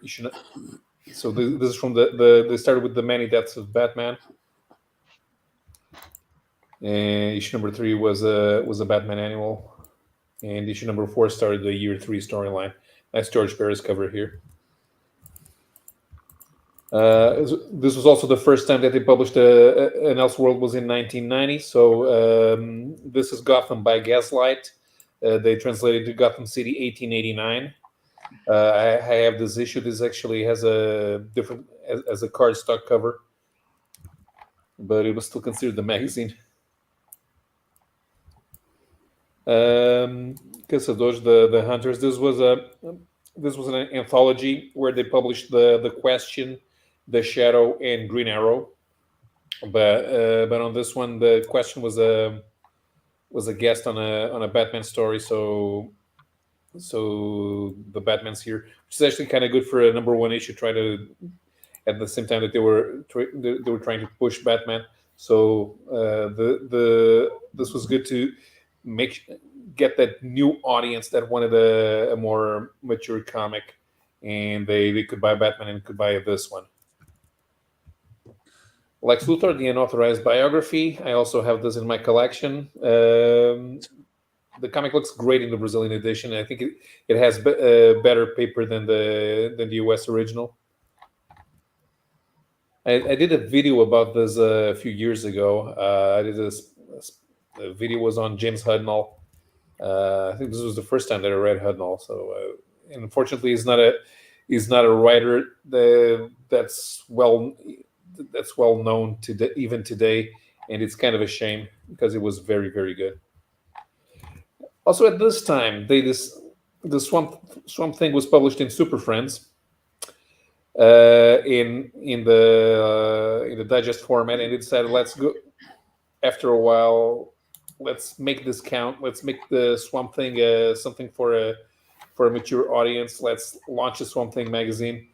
It lasted for an interesting time, about 30 odd issues, and they managed to put out everything by Alan Moore in between the digest and this one. So number 1 and issue number 2. Graphic Album was Editora Abril's 3rd graphic novel series. All of these were magazine format. Even the Graphic Album was supposed to be the more adult one. So they started with the Dracula graphic novel from Marvel by John J. Muth. I don't have this one, but I do have this one, Batman Digital Justice. I looked for this one for quite a while because I wanted to have some Pepe Moreno in my collection. This is not the first comic drawn by computer, but it's the first one that's well drawn by computer. This had come out after Iron Man Crash. In Iron Man Crash, Mike Sainz tries to show that he's drawing on a computer, while Moreno just wanted to see if he could produce real art in a computer, and he does the job. Paulo, where does Shatter fit into that? Shatter is published. I think Shatter starts coming out sometime before Iron Man Crash. But I don't know exactly the story of how they decided to publish Iron Man Crash as a computer-generated comic. Didn't Shatter used to claim to be the first one? Shatter was the first one. Right, yes. It was. Cover. Yeah. Shatter was Was the Iron first. Man Crash a comic book or like a hardcover like this one? It's a hardcover. There's a hardcover, and I think there's a hardcover and the soft cover. The Brazilian edition of Batman Digital Justice is soft cover, but unlike the other graphic novels, they called them graphic novels, but they were usually stapled because they were larger magazines. This one, because it's over 100 pages, actually has a spine, so they used cardstock. At the time, because the Marvel graphic novels were used to launch the graphic novel line. Then, because there were too many Marvel graphic novels, they decided to switch the Marvel titles to Graphic Marvel, and starting with this one, Hulk, the Hulk into Thing. Fun story. Issue number 2 with the Punisher. They used the Punisher was great for them in terms of sales. Every time they would put out something with the Punisher, it would sell like hotcakes. How does that translate? It's like some Justiciero. Justiciero. It's because if you do a literal translation of the Punisher, it comes out like it's a comic, like it's a BDSM story. Oh, okay. So that's like someone that brings justice. The way that translates. Okay. Yeah. So if you do some literal translations, it's not a very good idea. So right. Revenge of the Living Monolith. I have this one. Some people, I've heard people say that some of the graphic novels were just good enough to be annuals. In this case, it's true. The story's not bad, but of course, but does it really deserve to be a graphic novel? I don't think so. Is that the World Trade Center? Yeah. See, in the late 80s, nobody cared if a supervillain destroyed the World Trade Center. Yeah. Wow. In the sensational She-Hulk graphic novel, the first time that the Shield helicarrier is downed, and after that, every month they lost a new helicarrier. They also launched Conan King around this time.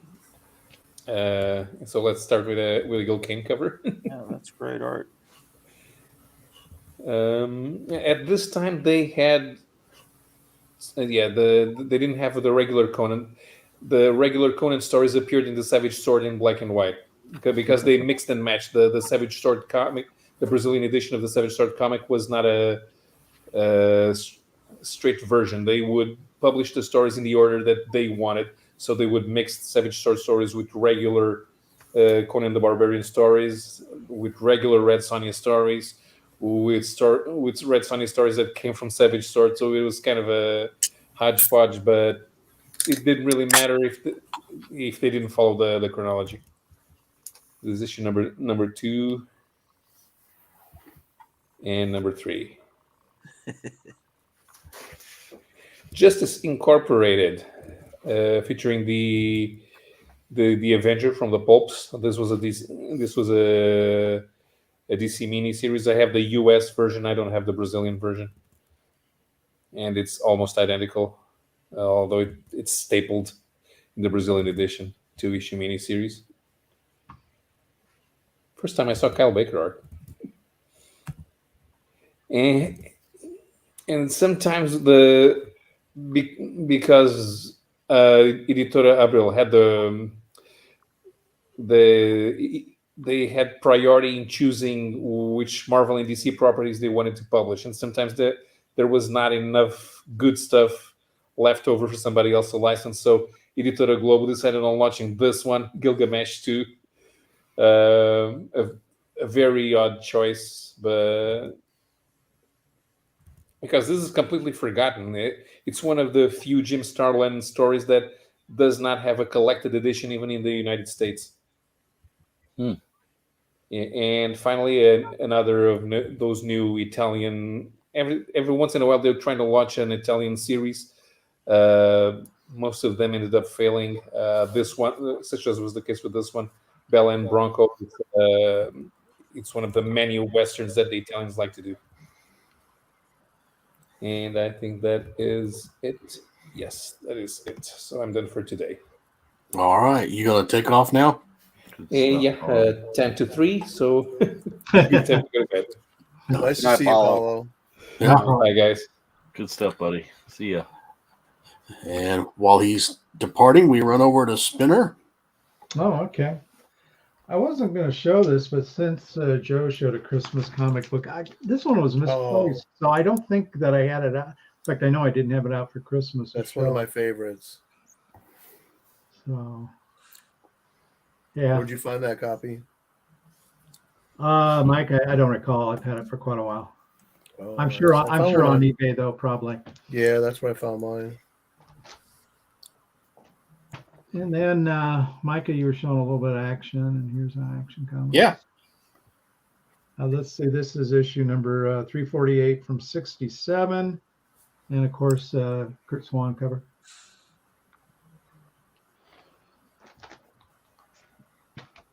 And then, Micah, you got me going on these gold keys, and so. Oh, they're great. Yeah, I'm going to show a number of these right now. Love these painted covers. This is issue 33 from 1969, and of course George Wilson painted cover. Now, are they really trying to have a picnic? Reminds me of the Outer Limits episode. Well, the ants are trying to have a picnic there. There you go. Let's see. Here's issue number 31 from 68, another George Wilson cover.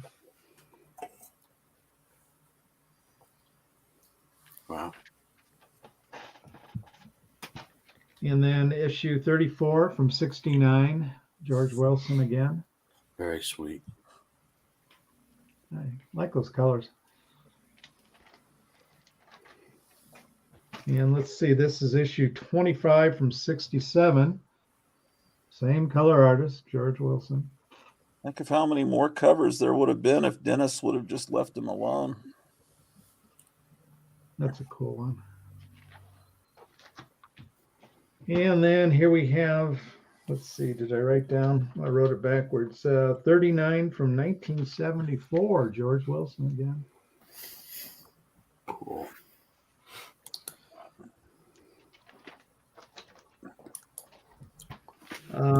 Issue 32 from 69.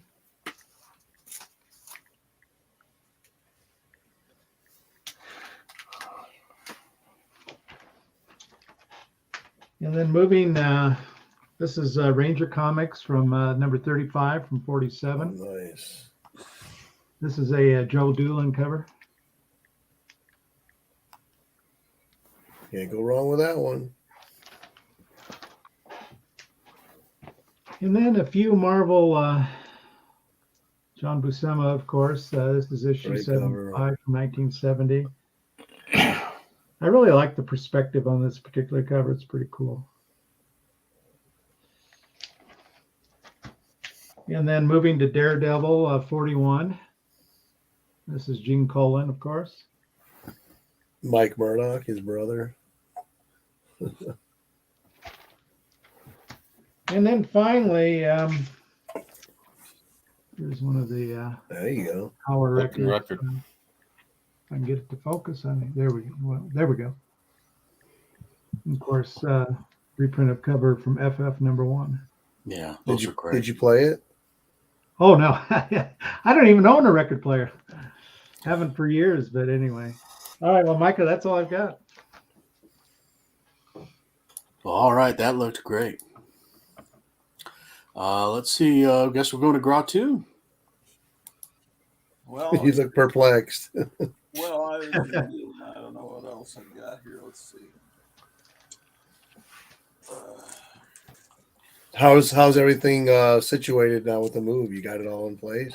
No, it's coming along though. Yeah, it Nice. takes a while. This weekend is the 1-year anniversary of the first time I came in the house, so Wow. I thought I'll do some kind of that'll possibly motivate me to maybe by Saturday have the house a little nicer, and I can do a comparison video of what it looked like then and now. So I don't know. It's just where I was going through the box, looking at these House of Mystery books. Do you have all the 100 pagers of that run? Or do you I'm not know? sure. Possibly. Wrightson? That cover there? Sorry, that's pretty Is that Wrightson. Yes. Yeah, they're just great stuff. Are you in the process of rebagging and boarding them? Yeah, over several years, I took the that's a horrible great bags cover. off of them, and eventually I'll get to replacing them. I just don't have money at all to buy or a place to buy bags and boards from. So this is not.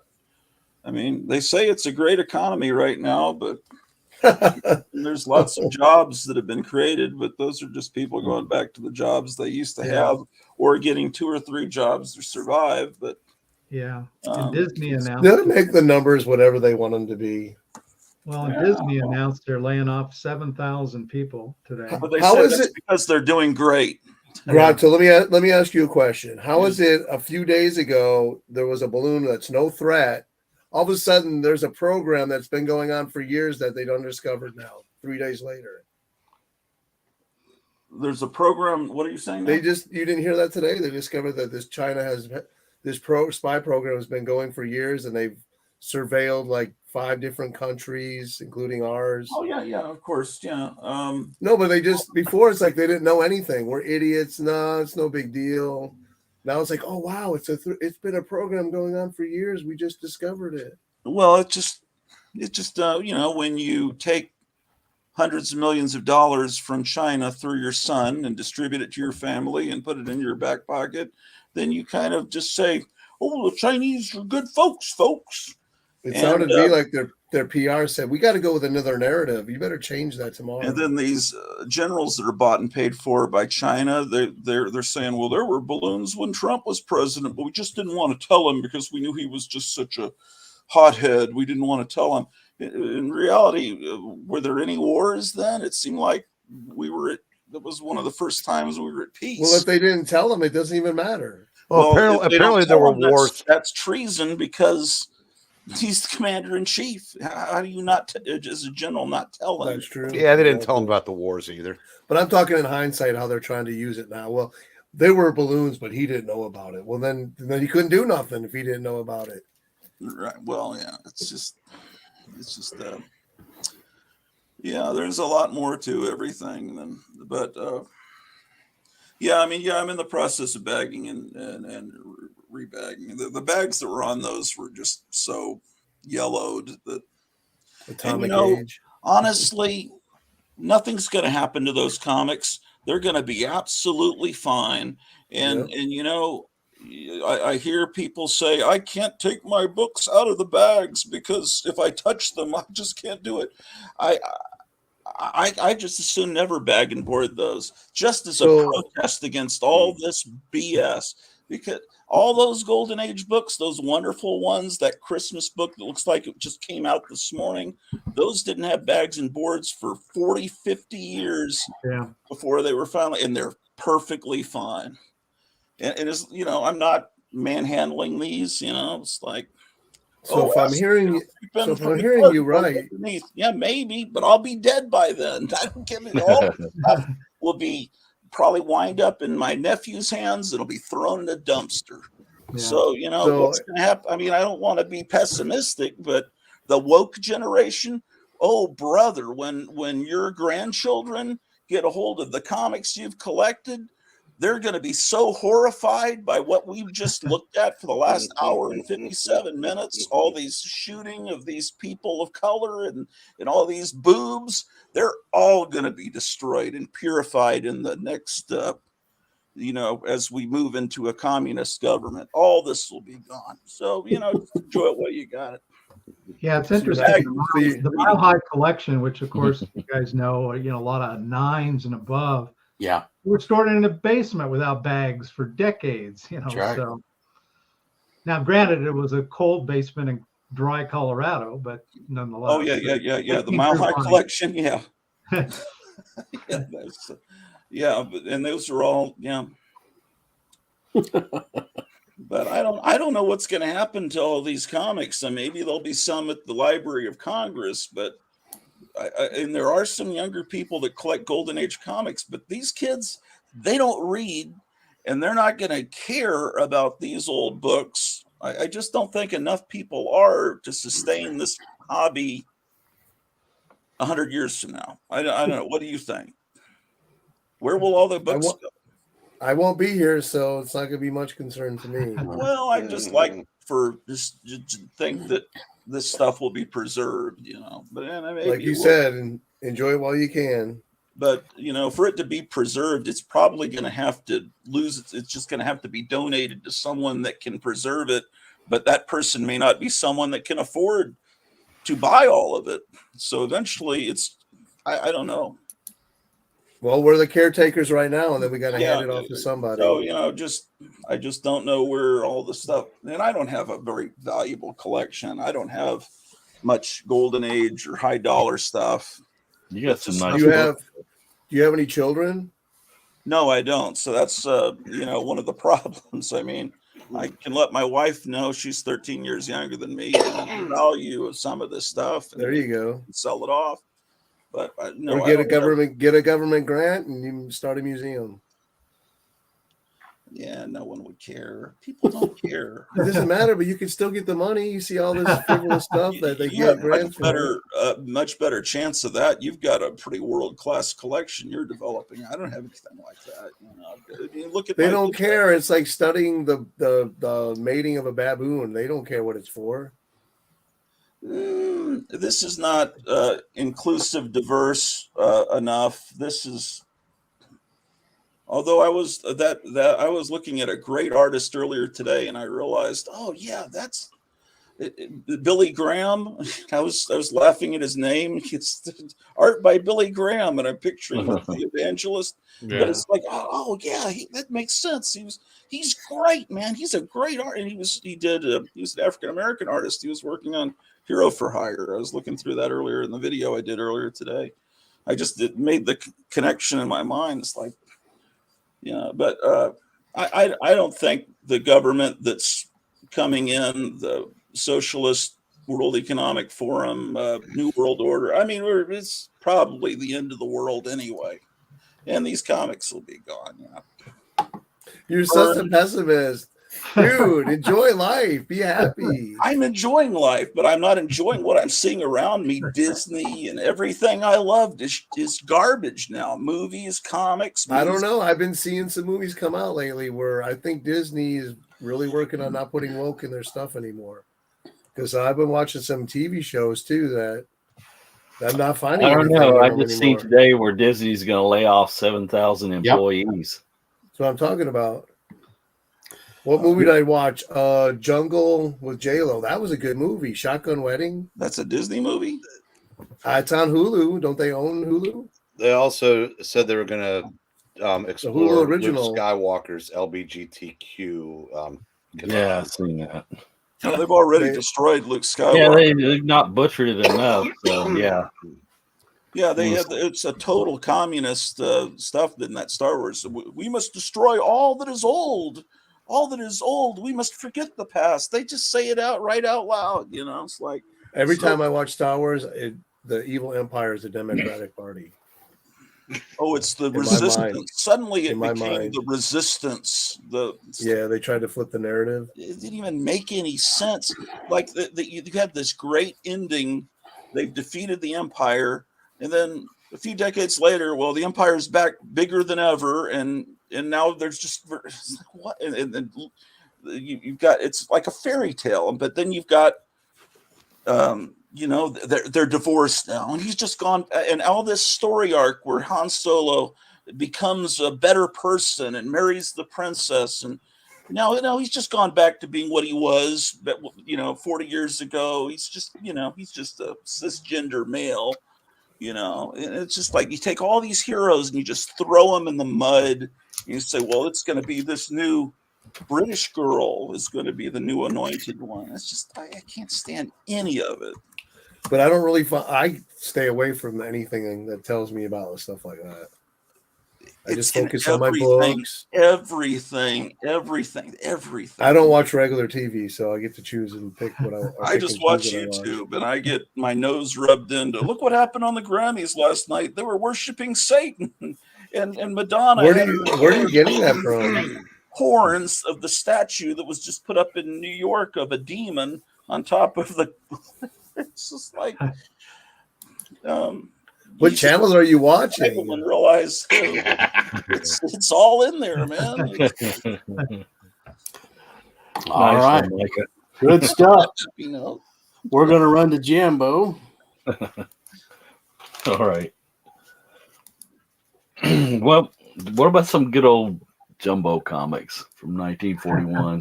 Wow, nice, yeah. Nick Carty cover. Well, he had to be young when he did that. Yeah, he had to. Yeah, I had no idea. Some Will Eisner inside. Probably like 15 or 16 years old. I think he got started pretty young, right? Yeah, He was working after school at the Iger Studios. He did some good work. I mean, look at the line work he did there. It's pretty nice. He took over the Senorita Rio and the other title. Oh, he did that after Baker? Yeah. That's great. No, Baker did Sky Girl. Well, he did Senorita Rio. Oh, did he? For your time, yeah. I didn't know that.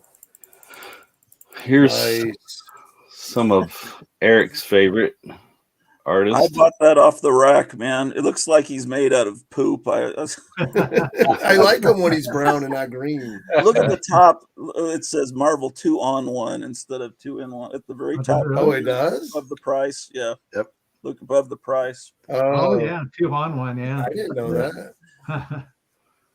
That was on every issue? No, just that first issue. Yeah, they made a mistake on the first issue there. That sounds kind of risque. Yeah. You think wrestling or you think that? Stalker for the stars. We should stop calling it good girl art and call it good birthing person art. Or good chest feeder art.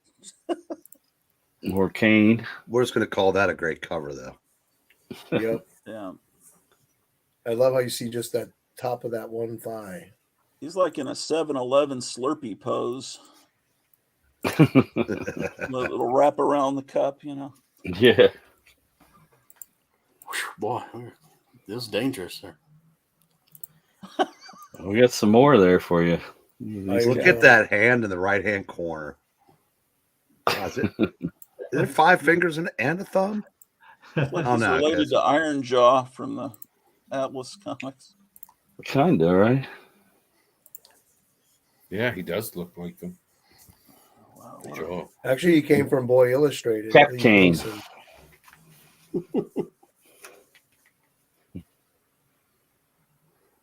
Is that second appearance? What number is that? Guardians? Number 5. Yeah, I think that's second appearance. What are the Guardians? Yeah. They were around in the 60s. Yeah, that was just a one Late shot. 60s. One shot. Then I think they went from that to the Defenders storyline. More Kane. Yeah. The alarm's broken. Everybody's sleeping in. That doesn't look like the Valkyrie from the movies.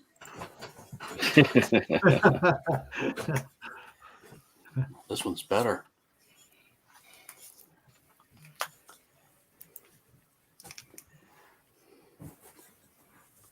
Ten. Speechless. I thought the Black Widow was dead.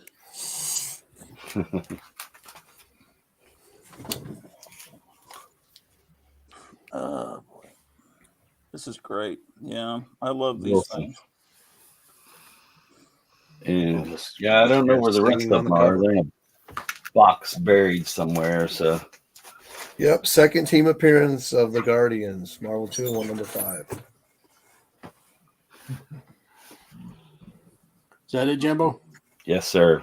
All right. Well, you sure tried. All right, Eric. You need to turn that over to somebody else. I was ready. You were not. I've already played the crickets, so Yeah, that's and I heard you giggling. yeah. Well, I really wish I could have breed you with something more impressive, but Hey. All right. now back to our regularly scheduled randomness. First issue of Occult Files of Dr. Spectre. Nice. He does not go blah blah blah. That was great. Number 16. Cool. There's 25, which I believe reprints number 1. Yeah. Only Line drawn. they changed the color of her. Yeah. Why did they do that? Yeah, I don't know. Is it cheaper to print it that way? It's a good question. I have no answer. Here's our army at war with children, apparently.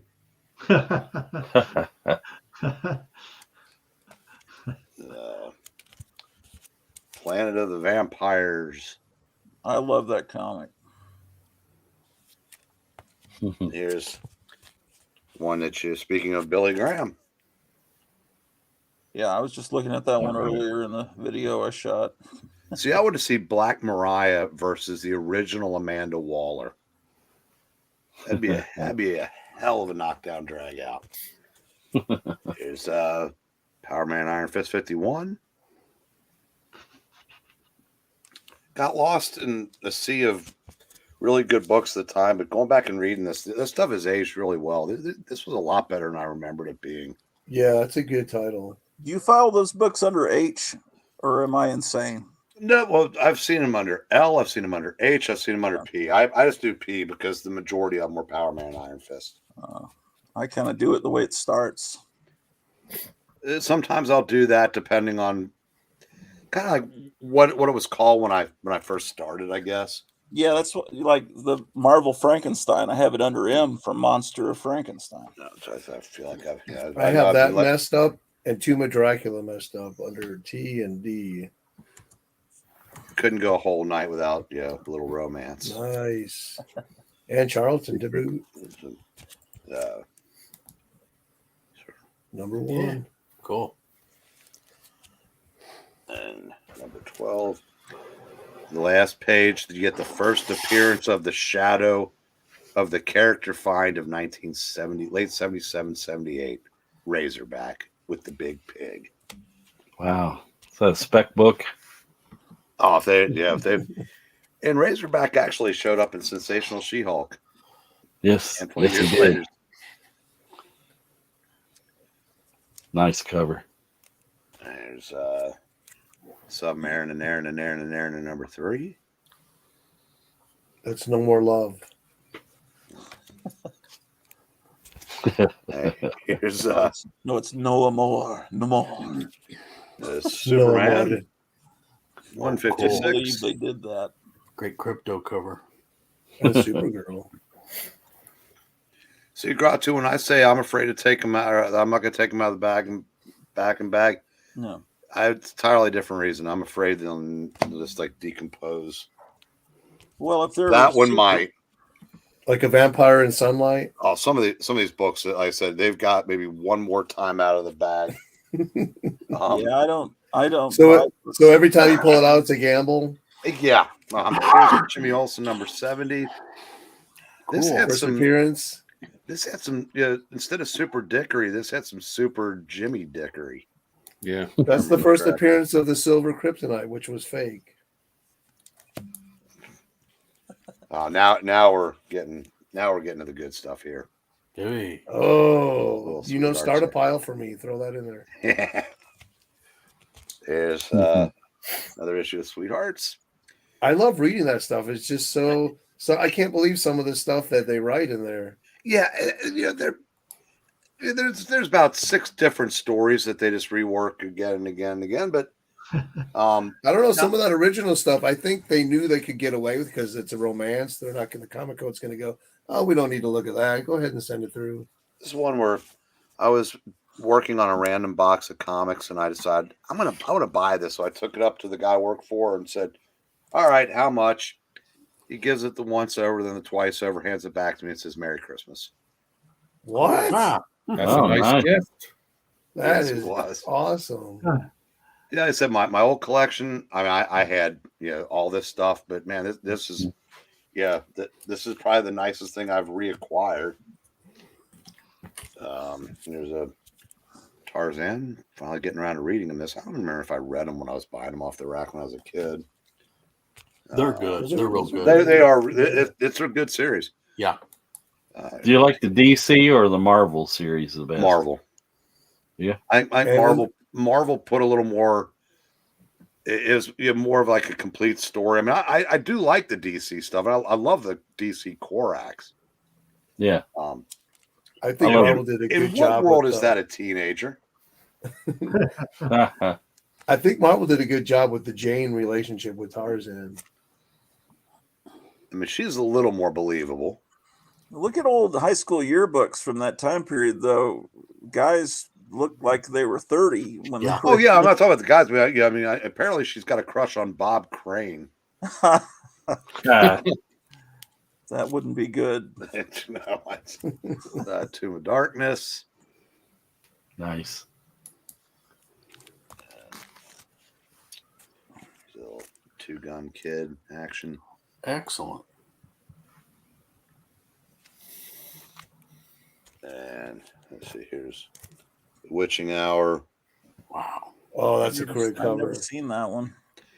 And I can't remember if I showed this. I know I showed a Christmas Jonah Hex, but I seem to get all these in January. I wonder why. There's Oh yeah. a couple more here, and we'll be done. Wonder Woman, part of her 12 trials, because she had to pass 12 trials so she could regain the right to make coffee for the male Justice League members. And then finish it up.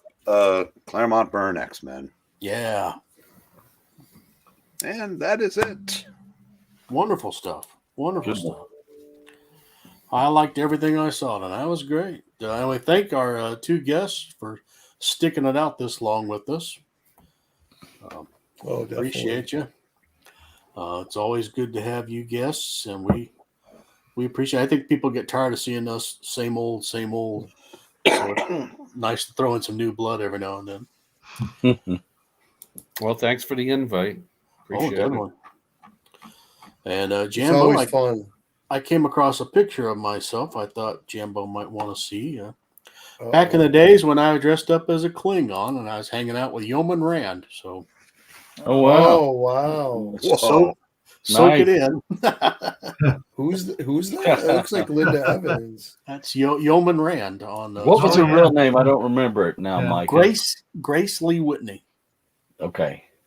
Yeah, she was. I the got one her who- autographed around here somewhere.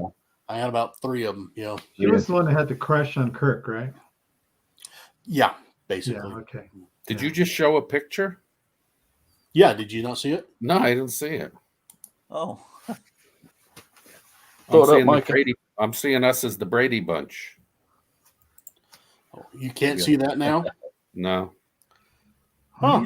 maybe your Okay. computer's frozen. Yeah, it must be. Wow. Well, can you see this? No, it's just staying Brady Bunch. Wow. Okay. Yeah. All right. Now, what year would that have been? 98. As in Kansas City. Joe, I got a quick question to ask you. If you don't want to answer. Hey, there you go. Yeah. Yeah, mine's a little less cool than yours, but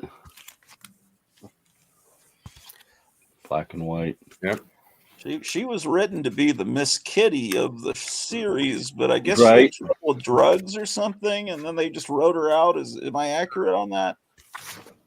Or something? She had some problem. that caused her to be There was a problem. I don't remember exactly what it was now. Yeah, they kind of wrote her out after a while. Well, and, too, she wrote a book called The Longest Trek. I recommend you get it.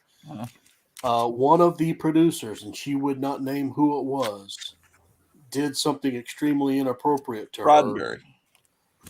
her. I don't know. Just I don't know if it was Kuhn or who, all of them.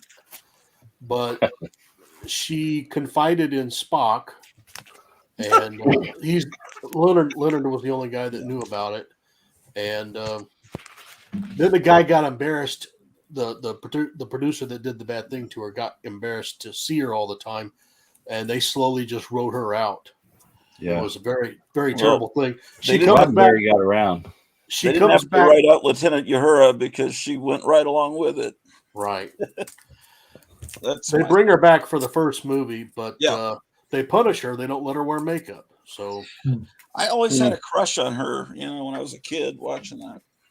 I love the giant hair on all the girls. Crazy hairdo, yeah. That's why that's the best Star Treks. One of the reasons, because they actually fight in that. Violence actually happens. It's not on a holodeck where it doesn't really happen. And women have giant hair and mini skirts, and there's great music. And then the other series, there's a picture from the show, and I think it might be her, but let's just say it must have been a bra optional day on set. And it's got a picture of Shatner's looking right at him. Nimoy's in the background. He's going, something Spock. What the fuck was I talking about?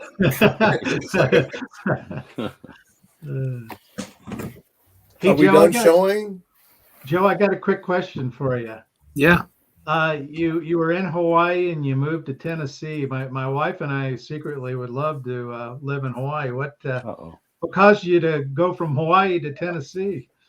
Two things mainly. One, the cost of living is out of control over there. And when I first got there, I was in the Navy. And so I was getting my salary plus the housing allowance, plus the cost of living allowance. So it was no problem. But then when I retired, that was a problem. And then the other thing is basically everything that Gratu talks about, Hawaii. They are woke and liberal and left. Yeah. And that's not me. So did you have any issues with your comics in Hawaii with that humidity and stuff like that, or not where I lived? Okay. Yeah, I'm in Florida. I've never had a problem with humidity. I've never had a dehumidifier or nothing. That's a myth, I think, that people manufacture, because I don't never seen a problem with it. But you can reach out to me offline if you want to. You have any questions, specific questions that I can help you with. But that's really it. It's really expensive there. Yeah. And it's not here in Tennessee. And you're in the mountains where it's nice and cool. Yeah. Are we done showing? Because I have one book I'd like to share at least. I don't know if anybody's ever heard of it. You could show one book, and then we'll be getting out of here. This is an original British Silver Age hero. Have you heard of this before? I saw it on eBay, and I bought it. No. Can't say I have. The Purple Hood from 1967.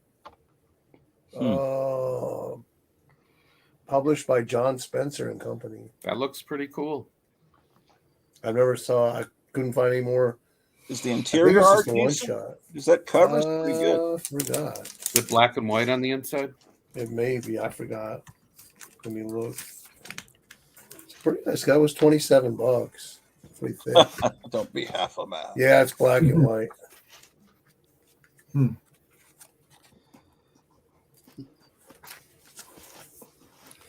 I always wondered why they didn't really care to like date their material. Oh. Oh no! Oh no! Ah! No, it's coming off. Oh no! I heard it. Yeah. Oh, shit. Oh, That's my fault. It's my fault, man. The horror. See the inside. Take the tape I'm off. not worrying about it, guys. It's no big deal. Always Mike, take the just take tape to off. the- I still have it. It's right there. There you go. Oh, God. I can put it back on. Now you got to do a Jerry the Jitterbug on it, though. Get a matte pencil. Now That's that's myth of you entertaining. can't touch your comics. They're comics. I'll roll them up, put them in my back pocket. Now, if Well- you listen to Grotto and you just don't have them in bags in the first place, that wouldn't happen. Yeah. That's right. I want them in bags and boards. I have to buy a bunch. I'm tearing. But right now, is it food or is it bags and boards? And it's Bags and boards. food is one out. Yeah. Well, be sure to tune in next week to see what we tape pull that day on. So, and we'll Just say, a one of a kind comic. Grotto, you need to go out there and kill something if you're getting hungry. Mike, a guy that we did, Mike and I have done stuff with Eglantine. He does an auction on Saturday nights, and he did that with a old Justice League that he was auctioning. So and it turned out a lot worse than yours because he basically took the E right off of Justice. So now now if we're in the right mood, we'll take the E off of Eglantine. And so, because like I said, we're never one to let we're not above running a joke into the ground, and so he's been hearing about it ever since. Somebody probably got that at a discount though, didn't they? the auction. Oh, I'm sure it cut down on the bidding. Yes. Yeah. All right, great show, guys. We will see you next time. Hopefully, we'll be have different variety of people, and we'll hopefully see some of the old familiar faces that we haven't seen in a while. So until then, everybody have a great night, and we'll see you later. Good night. Take care, guys.